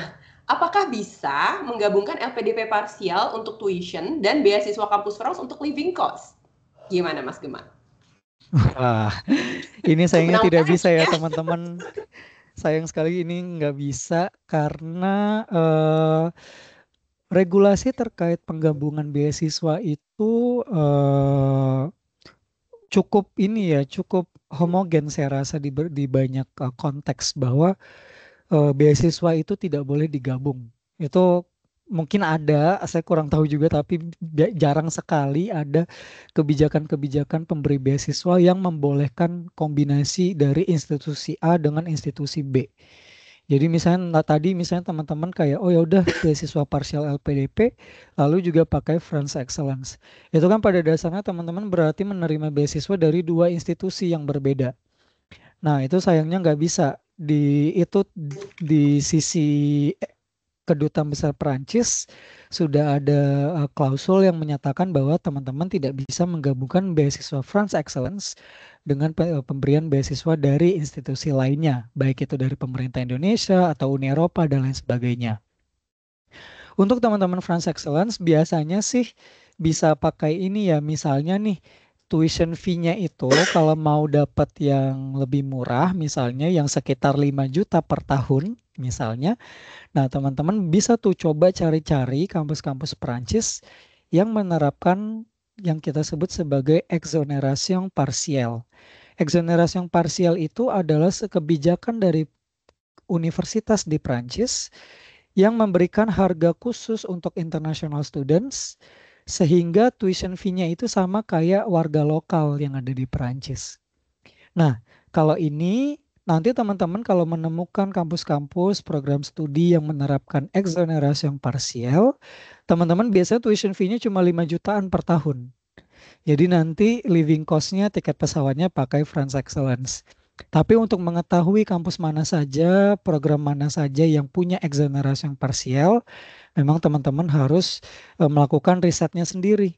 Jadi harus sering-sering buka website kampus Perancis, dilihat di laman admission-nya atau di laman program studinya gitu ya. Dicari tahu apakah regulasi terkait tuition fee-nya ada yang regulasi khusus. Karena biasanya kalau dia menerapkan exoneration yang parsial, nanti teman-teman bisa mendapatkan tuition fee yang sama kayak warga lokal di Perancis kayak gitu. Jadi untuk menjawab balik lagi ke pertanyaannya tadi, sayangnya tidak bisa menggabungkan beasiswa LPDP misalnya dengan beasiswa France Excellence kayak gitu. Mending sekalian aja daftar di LPDP France gitu ya, yang kolaborasi antara pemerintah Perancis dan pemerintah Indonesia. Programnya full bahasa Inggris, all coverage. Seleksinya juga teman-teman nggak bersaing dengan teman-teman lain yang ke US, ke Belanda, ke Australia dan lain sebagainya. Mungkin bisa pertimbangkan yang LPDP France kayak gitu karena itu sifatnya full coverage scholarship. Baik, terima kasih Mas Gema. Semoga menjawab ya teman-teman. Jadi emang nggak bisa digabung-gabungin, harus pilih salah satu. Jadi mending cari yang udah fully funded gitu ya. Mas Gema nih ada pertanyaan agak sedikit teknis karena terkait dengan beasiswa EIFL gitu ya. Untuk pendaftaran beasiswa EIFL kalau nggak salah kan sesuai dengan timeline kampus yang dituju. Nah biasanya September sampai Desember. Sedangkan untuk mendaftar kampus negeri itu kan memang di EF itu di akhir tahun ya untuk master, Desember sampai dengan Januari. Apakah mendaftar EFL-nya kita lakukan secara mandiri, secara paralel dengan mendaftar kampus? Seperti itu benar ya Mas Gema ya? Iya, betul seperti itu. Dan teman-teman untuk prosedurnya EFL, seperti yang tadi sempat kita jelaskan juga, teman-teman harus menghubungi dulu international office yang ada di kampus Perancisnya. Misalnya nih teman-teman mau daftar kuliah di Université Grenoble-Alpes misalnya.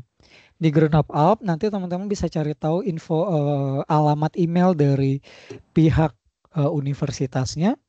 Nanti ditanyakan kira-kira apakah seperti apa timelinenya EFL di universitas mereka, lalu requirements-nya apa saja. Jadi untuk EFL sebenarnya teman-teman memang harus proaktif ya. Kalau dari segi timeline, requirements, kebijakan itu teman-teman harus menghubungi langsung international office dari universitas yang dituju. Karena biasanya informasinya akan lebih lengkap dan dijawab langsung oleh pihak universitas. Jadi kalau teman-teman ada yang ragu dari timelinenya, dokumennya, persyaratannya, nanti monggo langsung menanyakan ke pihak international office universitas. Dan mungkin bagi yang belum pernah browsing-browsing website Universitas Prancis, teman-teman juga nggak perlu khawatir karena website kampus-kampus Prancis itu biasanya sudah bilingual ya. Bisa di-switch ke bahasa Inggris dan biasanya alamat-alamat email baik dari profesornya, email dari kaprodinya, email dari international office-nya itu sudah tertera di website universitas. Jadi yang penting balik lagi banyak-banyak baca, teliti membaca karena sebenarnya semua informasi seperti kontak person dan lain sebagainya itu udah lengkap banget di website kampus-kampus Perancis. Kalau yang nggak bisa bahasa Perancis nanti monggo tinggal di switch bahasanya ke bahasa Inggris karena kampus-kampus Perancis biasanya sudah bilingual websitenya seperti itu. Terima kasih Mas Gema. Mas Gema nih saya agak karena pertanyaannya banyak, jadi pertanyaan selanjutnya ada yang tanya untuk beasiswa Erasmus Mundus, apakah bisa apply menggunakan Delft? Ini kayak saya baru dengar Mas. Pernah dengar nggak nih Mas? Apakah memang dia bisa apply pakai Delft? Untuk yang itu gini, Erasmus Mundus ini kan program kolaborasi antar kampus-kampus Uni Eropa ya. Dan sejauh ini yang kita tahu misalnya pelajar-pelajar Indonesia yang berangkat ke Uni Eropa, nggak hanya Perancis, tapi salah satunya juga Perancis, kandidat-kandidat Erasmus Mundus itu biasanya mereka pakai bahasa Inggris sih yang kita tahu ya. Jadi yang lebih diutamakan memang bahasa Inggrisnya. Lalu biasanya bisa melampirkan sertifikat bahasa Prancis kalau memang diperlukan. Itu pun kalau memang diminta oleh komite dari Erasmus Mundus dan diminta oleh pihak universitas. Tapi pada dasarnya karena Erasmus Mundus adalah program beasiswa Uni Eropa melibatkan berbagai negara yang ada di sana. Jadi biasanya yang pertama programnya itu fully taught in English. Jadi misalnya teman-teman 2 semester di Prancis, 1 semester di Spanyol.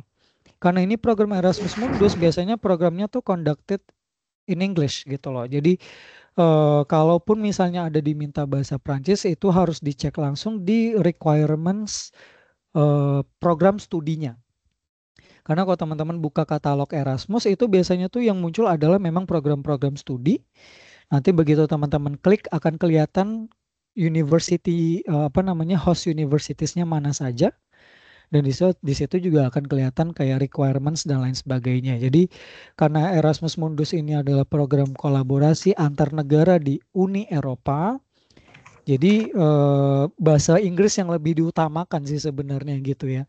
Mungkin bahasa Prancis bisa jadi pendukung, tapi itu tetap harus di cross check di website program studinya langsung yang benar-benar membahas kayak host universitiesnya mana saja, kurikulumnya seperti apa, dan language instruction-nya apakah dalam bahasa Inggris atau mix seperti itu. Nanti itu harus dicek langsung di laman program studi dari program Erasmus Mundus kayak gitu. Baik, terima kasih Kak Gema. Pertanyaan selanjutnya Kak Gema, dari Cecep Jamaludin nih, Kak apakah ada ujian-ujian lain dalam mendaftar beasiswa? ujiannya mungkin lebih ke males ngurusin ini kali ya. Gimana Kak Gemma? Untuk mendaftar beasiswa ini apakah ada mungkin tes atau prosedurnya seperti apa gitu kali ya Mas Gemma? Oke, ujian ya. Kalau ujian sih sebenarnya ujiannya tuh justru memang melawan rasa mager ya kayaknya Mbak Cinta. Sebenarnya kayak ujian kalau misalnya dalam konteks France Excellence atau misalnya EFL mungkin lebih ke wawancara sih sebenarnya.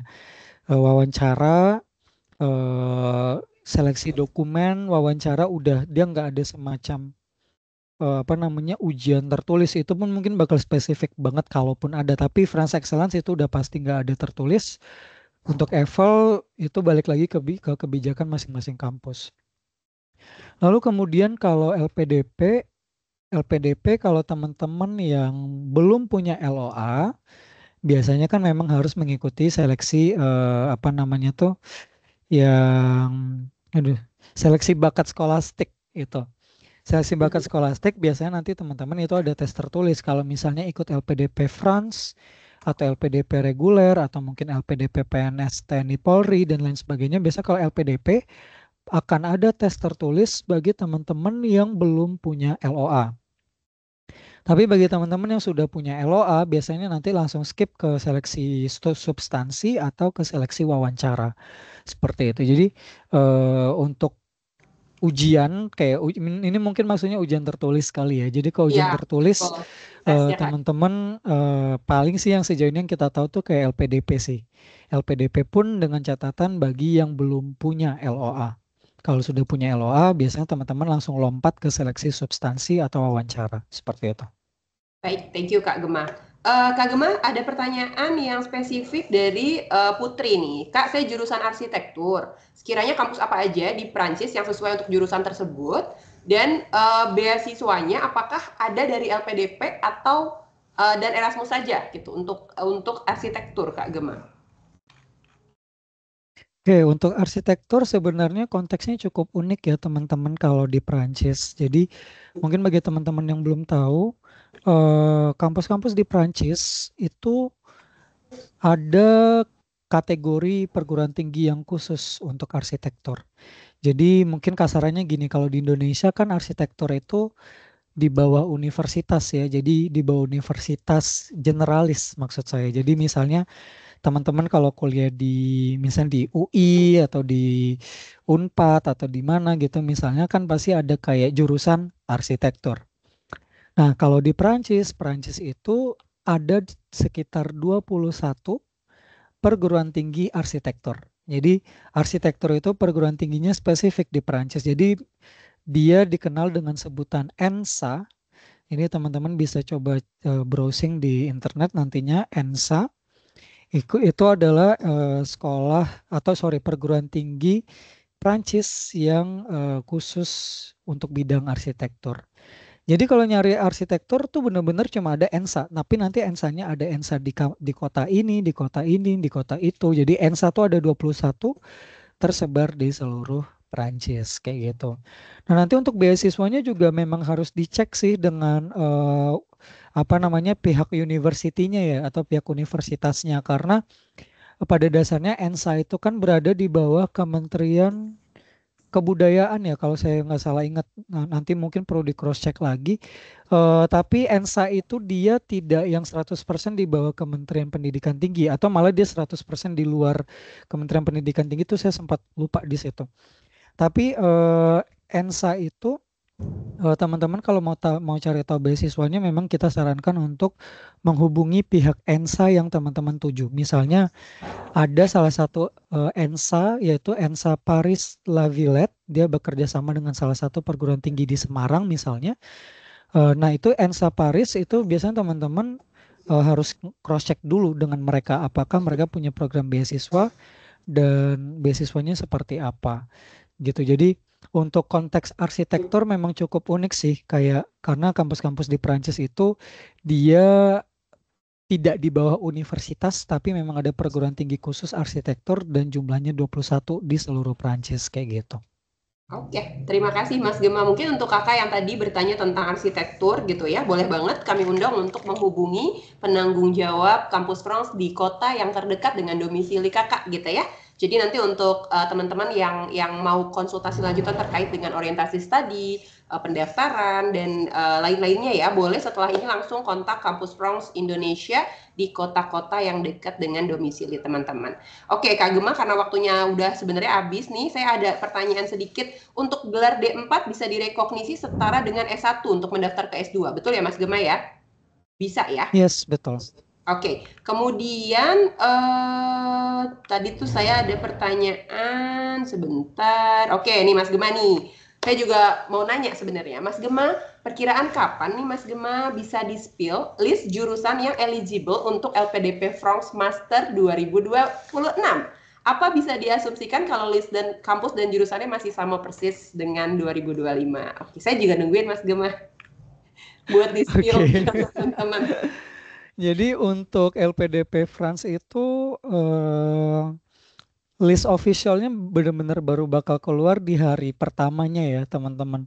Saya ingat banget tahun ini tuh waktu itu dia launchingnya di 17 Januari. Jadi ya teman-teman baru bisa cek tuh di 17 Januari 2025 kemarin itu. Nah untuk tahun 2026 kan kita belum tahu nih di tanggal berapanya.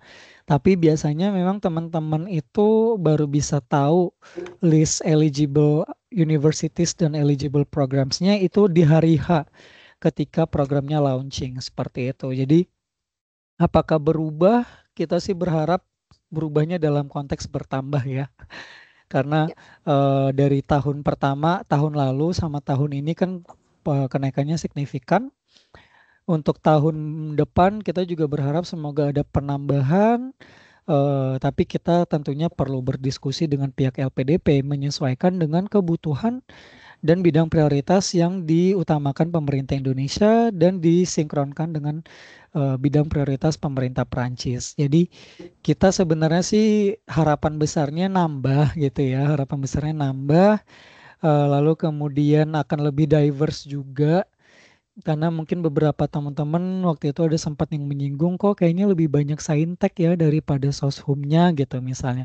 Padahal itu udah lumayan banget sih kalau kita bandingkan dengan 2024 jurusan-jurusan soshum yang ada di LPDP France tuh sudah naik cukup signifikan.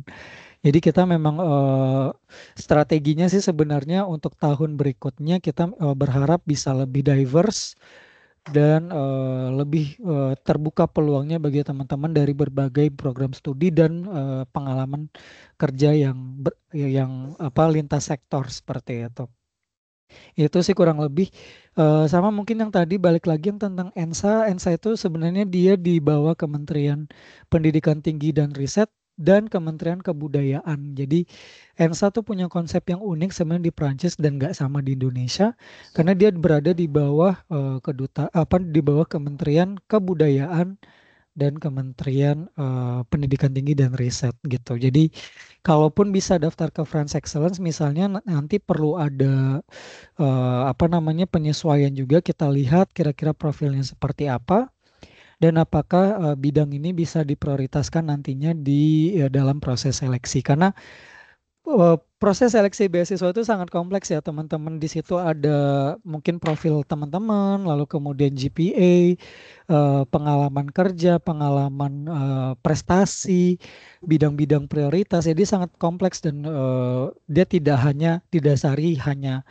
dari surat motivasi dan GPA misalnya. Jadi dia sangat kompleks, tapi teman-teman kalau memang ada yang tertarik buat ke jurusan arsitektur, lalu mau coba daftar France Excellence, kita monggo nanti bisa daftar. Dan kita nanti perlu cross check lagi apakah memang kemudian teman-teman eligible untuk mendapatkan beasiswa France Excellence seperti itu. Baik, terima kasih Mas Gema. Teman-teman, karena waktu kita nih sebenarnya sudah habis sore hari ini, udah 5.35. Cuma saya mau minta Mas satu pertanyaan general yang sering sekali ditanyakan, dan tadi muncul lagi pertanyaannya, apakah kuliah di Prancis boleh pakai hijab? Boleh dong. Kita Boleh banyak dong. banget ya teman-teman ya. Bahkan kayak orang-orang Indonesia yang berhijab lalu studi di Prancis untuk S2, untuk S3 itu bukan 1-2 orang saja gitu, tapi banyak sekali orang-orang Indonesia yang memang berhijab lalu kemudian studi di Perancis juga dalam keadaan berhijab. Jadi di sana nggak jadi masalah karena untuk ranah pendidikan tinggi itu adalah sudah ranahnya orang-orang yang dewasa, orang-orang berpendidikan. Jadi untuk hijab itu nggak jadi kendala sama sekali. Teman-teman bisa menggunakan hijabnya di lingkungan kampus dan nanti ketemu juga dengan mahasiswa-mahasiswa lain seperti dari Maroko, Aljazair, Mesir, Lebanon dan lain sebagainya. Kayak gitu. Karena banyak sekali mahasiswa-mahasiswa yang dari negara-negara Timur Tengah dan North Africa, Afrika Utara, yang kemudian juga berangkat ke Prancis, studi S2, studi S3, atau bahkan studi S1 dalam keadaan berhijab. Jadi hijab nggak jadi kendala karena Prancis masih sangat terbuka, terus terbuka dengan mahasiswa-mahasiswa dari berbagai negara, dari berbagai ras, agama, dan latar belakang apapun, seperti itu. Terima kasih. Mas Gema akan saya minta untuk kasih satu statement penutup terkait ada yang mau saya tanyakan yang mungkin untuk bisa jadi penutup ya Mas Gema sesi sore ini. Tapi teman-teman sebelum sesi ini berakhir dan sebelum masuk ke statement akhirnya Mas Gema ya, saya mau ingatkan teman-teman tadi ada pertanyaan general terkait dengan pendaftaran kuliah, udah punya beasiswa LPDP tapi belum punya LOA-nya, apakah bisa dibantu, informasi lain-lainnya ya terkait dengan pendaftaran dan yang general. Teman-teman saya undang untuk menghubungi penanggung jawab Kampus France di kota yang terdekat dengan domisili teman-teman. Sekali lagi saya di sini ada Mbak Fitria di Jakarta, ada Mbak Dayah di Medan, ada Mbak Gebi di Surabaya, ada Mas Agung di Yogyakarta, dan saya di Bandung. Jadi silakan untuk menghubungi kami. Kalau bingung emailnya di mana, boleh cek ke website Kampus France. Kemudian kami saat ini ada website, series untuk webinar. Ini pertama kali terkait dengan beasiswa. 2 minggu lagi akan ada dengan LOA, terkait dengan LOA ya teman-teman. Jadi untuk tips and trick gimana caranya dapetin LOA di kampus-kampus unggulan yang teman-teman mau nih di Perancis. Kemudian nanti ada sesi webinar CV, Letter of Motivation, itu teman-teman bisa ikutin satu-satu dan ini free of charge. Jadi teman-teman semua pendampingan dari Kampus France itu free of charge. Kemudian saya ingatkan lagi juga teman-teman, saat ini kami sedang melakukan pendataan nasional yang sangat-sangat urgent banget, penting untuk teman-teman mendaftar ke dalam link yang nanti akan diberikan oleh penanggung jawab Kampus France ya di kotanya masing-masing. Pendataan ini agar teman-teman terdaftar atau masuk di dalam list kami untuk kami berikan informasi-informasi terkait sesi pendaftaran kuliah tahun ini ya. Jadi teman-teman nanti informasinya akan dikirimkan melalui email ataupun WhatsApp. Silakan langsung melakukan pendataan nasional. Nah, Mas Gema, tolong disampaikan satu nih statement akhir nih buat penutup. Apa aja sih biasanya yang menyebabkan siswa atau pelamar beasiswa ini gagal? Jadi poin-poin yang membuat mereka tuh gagal dalam selama proses pengajuan beasiswa. Atau itu. Kedua, boleh dong Mas Gema di-share tips and trick yang paling penting banget tuh apa berarti untuk apply beasiswa ke Perancis? Silakan Mas Gema. Oke, sebenarnya sih kalau kita bahas tentang apa yang membuat gagal dan apa yang paling penting, kurang lebih bakal banyak beririsan ya teman-teman. Jadi buat teman-teman yang biasanya daftar beasiswa lalu kemudian belum beruntung gitu ya, belum beruntung dapat beasiswa. Kita bilang belum beruntung karena bisa jadi mungkin tahun-tahun berikutnya baru dapat. Jadi buat teman-teman yang misalnya belum beruntung mendapatkan beasiswa, itu akan banyak faktor sih sebenarnya, mulai dari tingkat seleksinya yang sangat kompetitif mungkin di tahun itu. Lalu juga mungkin biasanya teman-teman kalau daftar beasiswa ada yang kurang teliti.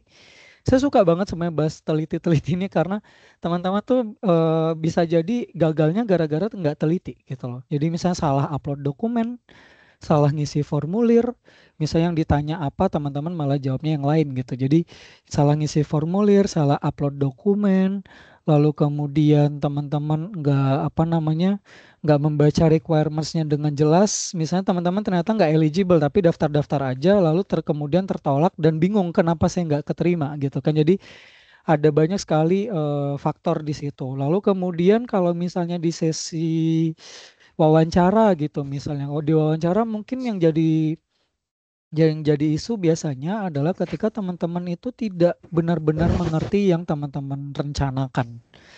Karena biasanya dalam proses seleksi wawancara gitu misalnya kan pasti kayak akan dilihat eh, kesinambungan antara yang teman-teman bahas di motivation letter misalnya ataupun essay misalnya seperti LPDP dan ketika diwawancara apakah teman-teman sinkron gitu loh. Apa yang dijelaskan secara tertulis dan ketika diwawancara. Atau ketika wawancara mungkin dia sudah sesuai nih sama yang tertulis, tapi kok elaborasinya limited gitu. Jadi elaborasinya kayak teman-teman kelihatannya tuh ngawang gitu misalnya. Jadi kayak oke mungkin di tulisan kelihatannya sangat komprehensif, sangat elaboratif, tapi ketika diwawancara ternyata teman-teman juga yang masih bingung nih. Iya, soalnya saya gini atau saya mikirnya sih gitu karena banyak bingungnya, banyak nggak ngertinya. Jadi kesinambungan antara apa yang teman-teman tulis dan teman-teman sampaikan itu juga sangat penting sih. Jadi benar-benar harus mengerti diri sendiri. Ini yang pernah saya sampaikan juga di live kemarin. Teman-teman harus benar-benar tahu experience dari kuliahnya atau dari kerjanya apa aja sih yang kemudian nyambung dengan si S2-nya gitu. Lalu kemudian dengan S3-nya mungkin dalam konteks S3. Lalu kemudian juga misalnya ketika membahas future project, misal future project setelah lulus, teman-teman memang udah konkret, udah tahu nih kira-kira oh saya projectnya tuh mau gini gini gini gini, implementasinya gini gini gini gini. Jadi teman-teman yang memang tahu secara detail dan apa namanya dengan jelas gitu ya.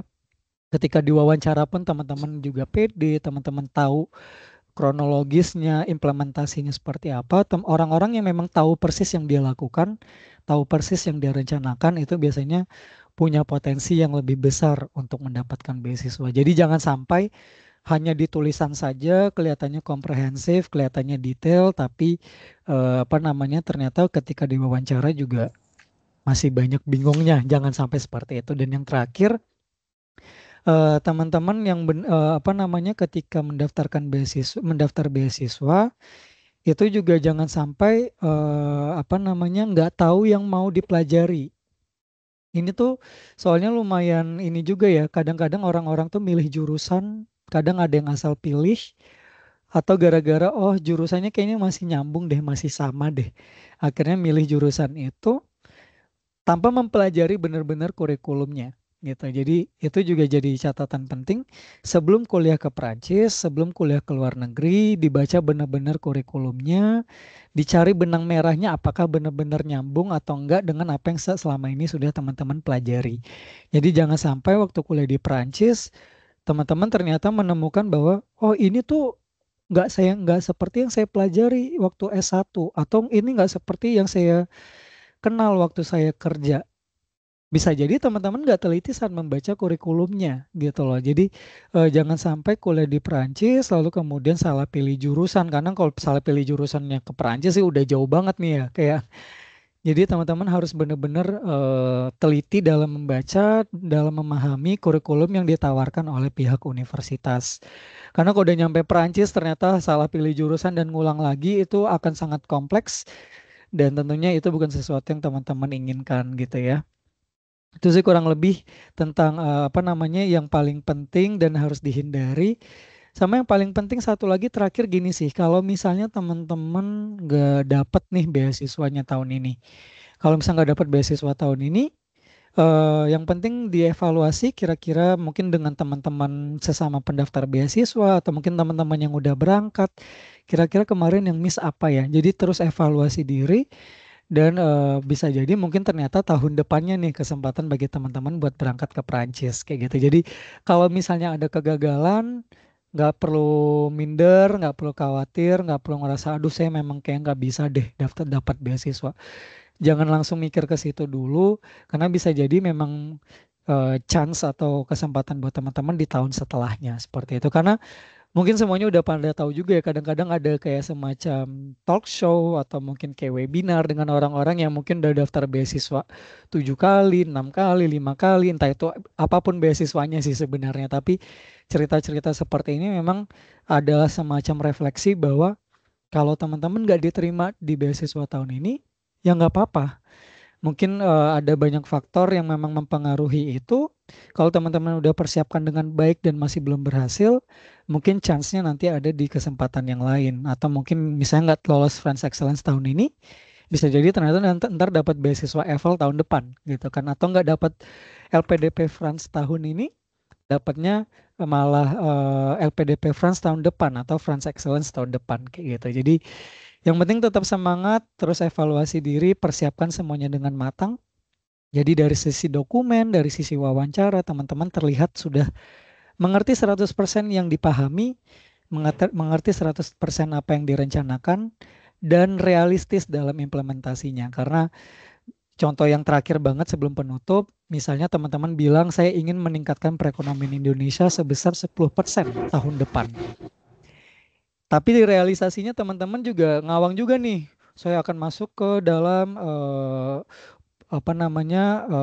perusahaan milik negara, lalu saya akan menjadi direktur di sana segala macam. Tentunya teman-teman ketika menjelaskan project studi dan juga project future after studies itu harus project-project yang realistis bagi teman-teman untuk diimplementasikan. Karena project yang realistis itu juga penting. Kalau nggak realistis, ya dari sisi dari sisi penyeleksi beasiswa juga akan melihat kemungkinan untuk merealisasikan proyek tersebut. Jadi harus tahu diri sendiri, tahu yang mau dipelajari, tahu yang mau dikerjakan, dan yang mau dikerjakan itu harus realistis. Gitu kurang lebih. Oke, terima kasih banyak Kak Gema untuk sore hari ini. Teman-teman, sebelum saya tutup, sedikit highlight untuk beasiswa yang tersedia ya. Tadi seperti paparannya Mas Gema.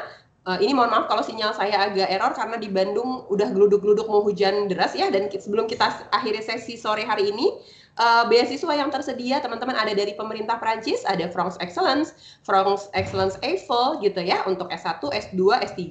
Kemudian teman-teman bisa cek beasiswa LPDP reguler, LPDP France tadi yang kata Mas Gema tahun 2026 ini silakan ditunggu di kira-kira launchingnya tahun ini sih Januari ya pertengahan, jadi langsung aja dikepoin.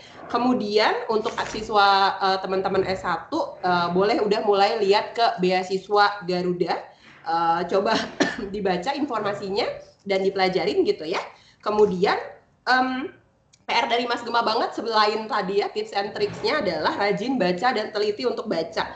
Cek requirement-nya apa, persyaratannya apa. Jangan sampai nggak ngerti beasiswa itu mengharuskan teman-teman menyiapkan apa saja. Kemudian pemilihan program dicek apakah all subject ataukah by subject. Jadi benar-benar dibaca sih, ikro intinya ya Mas Gema ya. Jadi harus benar-benar teliti gitu. Nah, motivasi teman-teman dan memahami proyek apa yang sedang atau yang akan teman-teman ambil, dan terakhir banget tadi yang paling terngiang-ngiang realistis dari Mas Gema. Oke, terima kasih Mas Gema Pratama Akbar, Gema Akbar Pratama ya, selaku Wakil Atas Bidang Kerjasama Universitas Institut France Indonesia. Terima kasih untuk 100 lebih siswa atau calon mahasiswa ke Prancis, amin ya, tahun depan September 2026. Terima kasih untuk rekan-rekan pelajar Indonesia yang sudah hadir sore hari ini. Saya izin tutup untuk sesi sore hari ini. Kita akan bertemu lagi di 2 minggu lagi. Itu ada live webinar untuk sesi penerimaan atau gimana cara ngedapetin LOA. Dan juga kemudian nanti ada yang webinar sesi CV dan letter of motivation dan rangkaian lainnya. Teman-teman, saya ingatkan sekali lagi untuk mengisi pendataan nasional sudah di-sharing di kolom chat sebelum live dulu, nih dicatat dulu link untuk pendataan nasional supaya teman-teman terdaftar di dalam list kami seperti itu ya. Baik, saya izin untuk tutup sesi sore hari ini. Merci beaucoup teman-teman dan rekan-rekan Mas Gema, Mbak Gebi, Syaima, ada Mbak Fitria, Mbak Daya, Mas Agung ya, dan Mbak Dita. Merci beaucoup pour aujourd'hui. À bientôt en France, peut-être. Au revoir. À bientôt. Au revoir.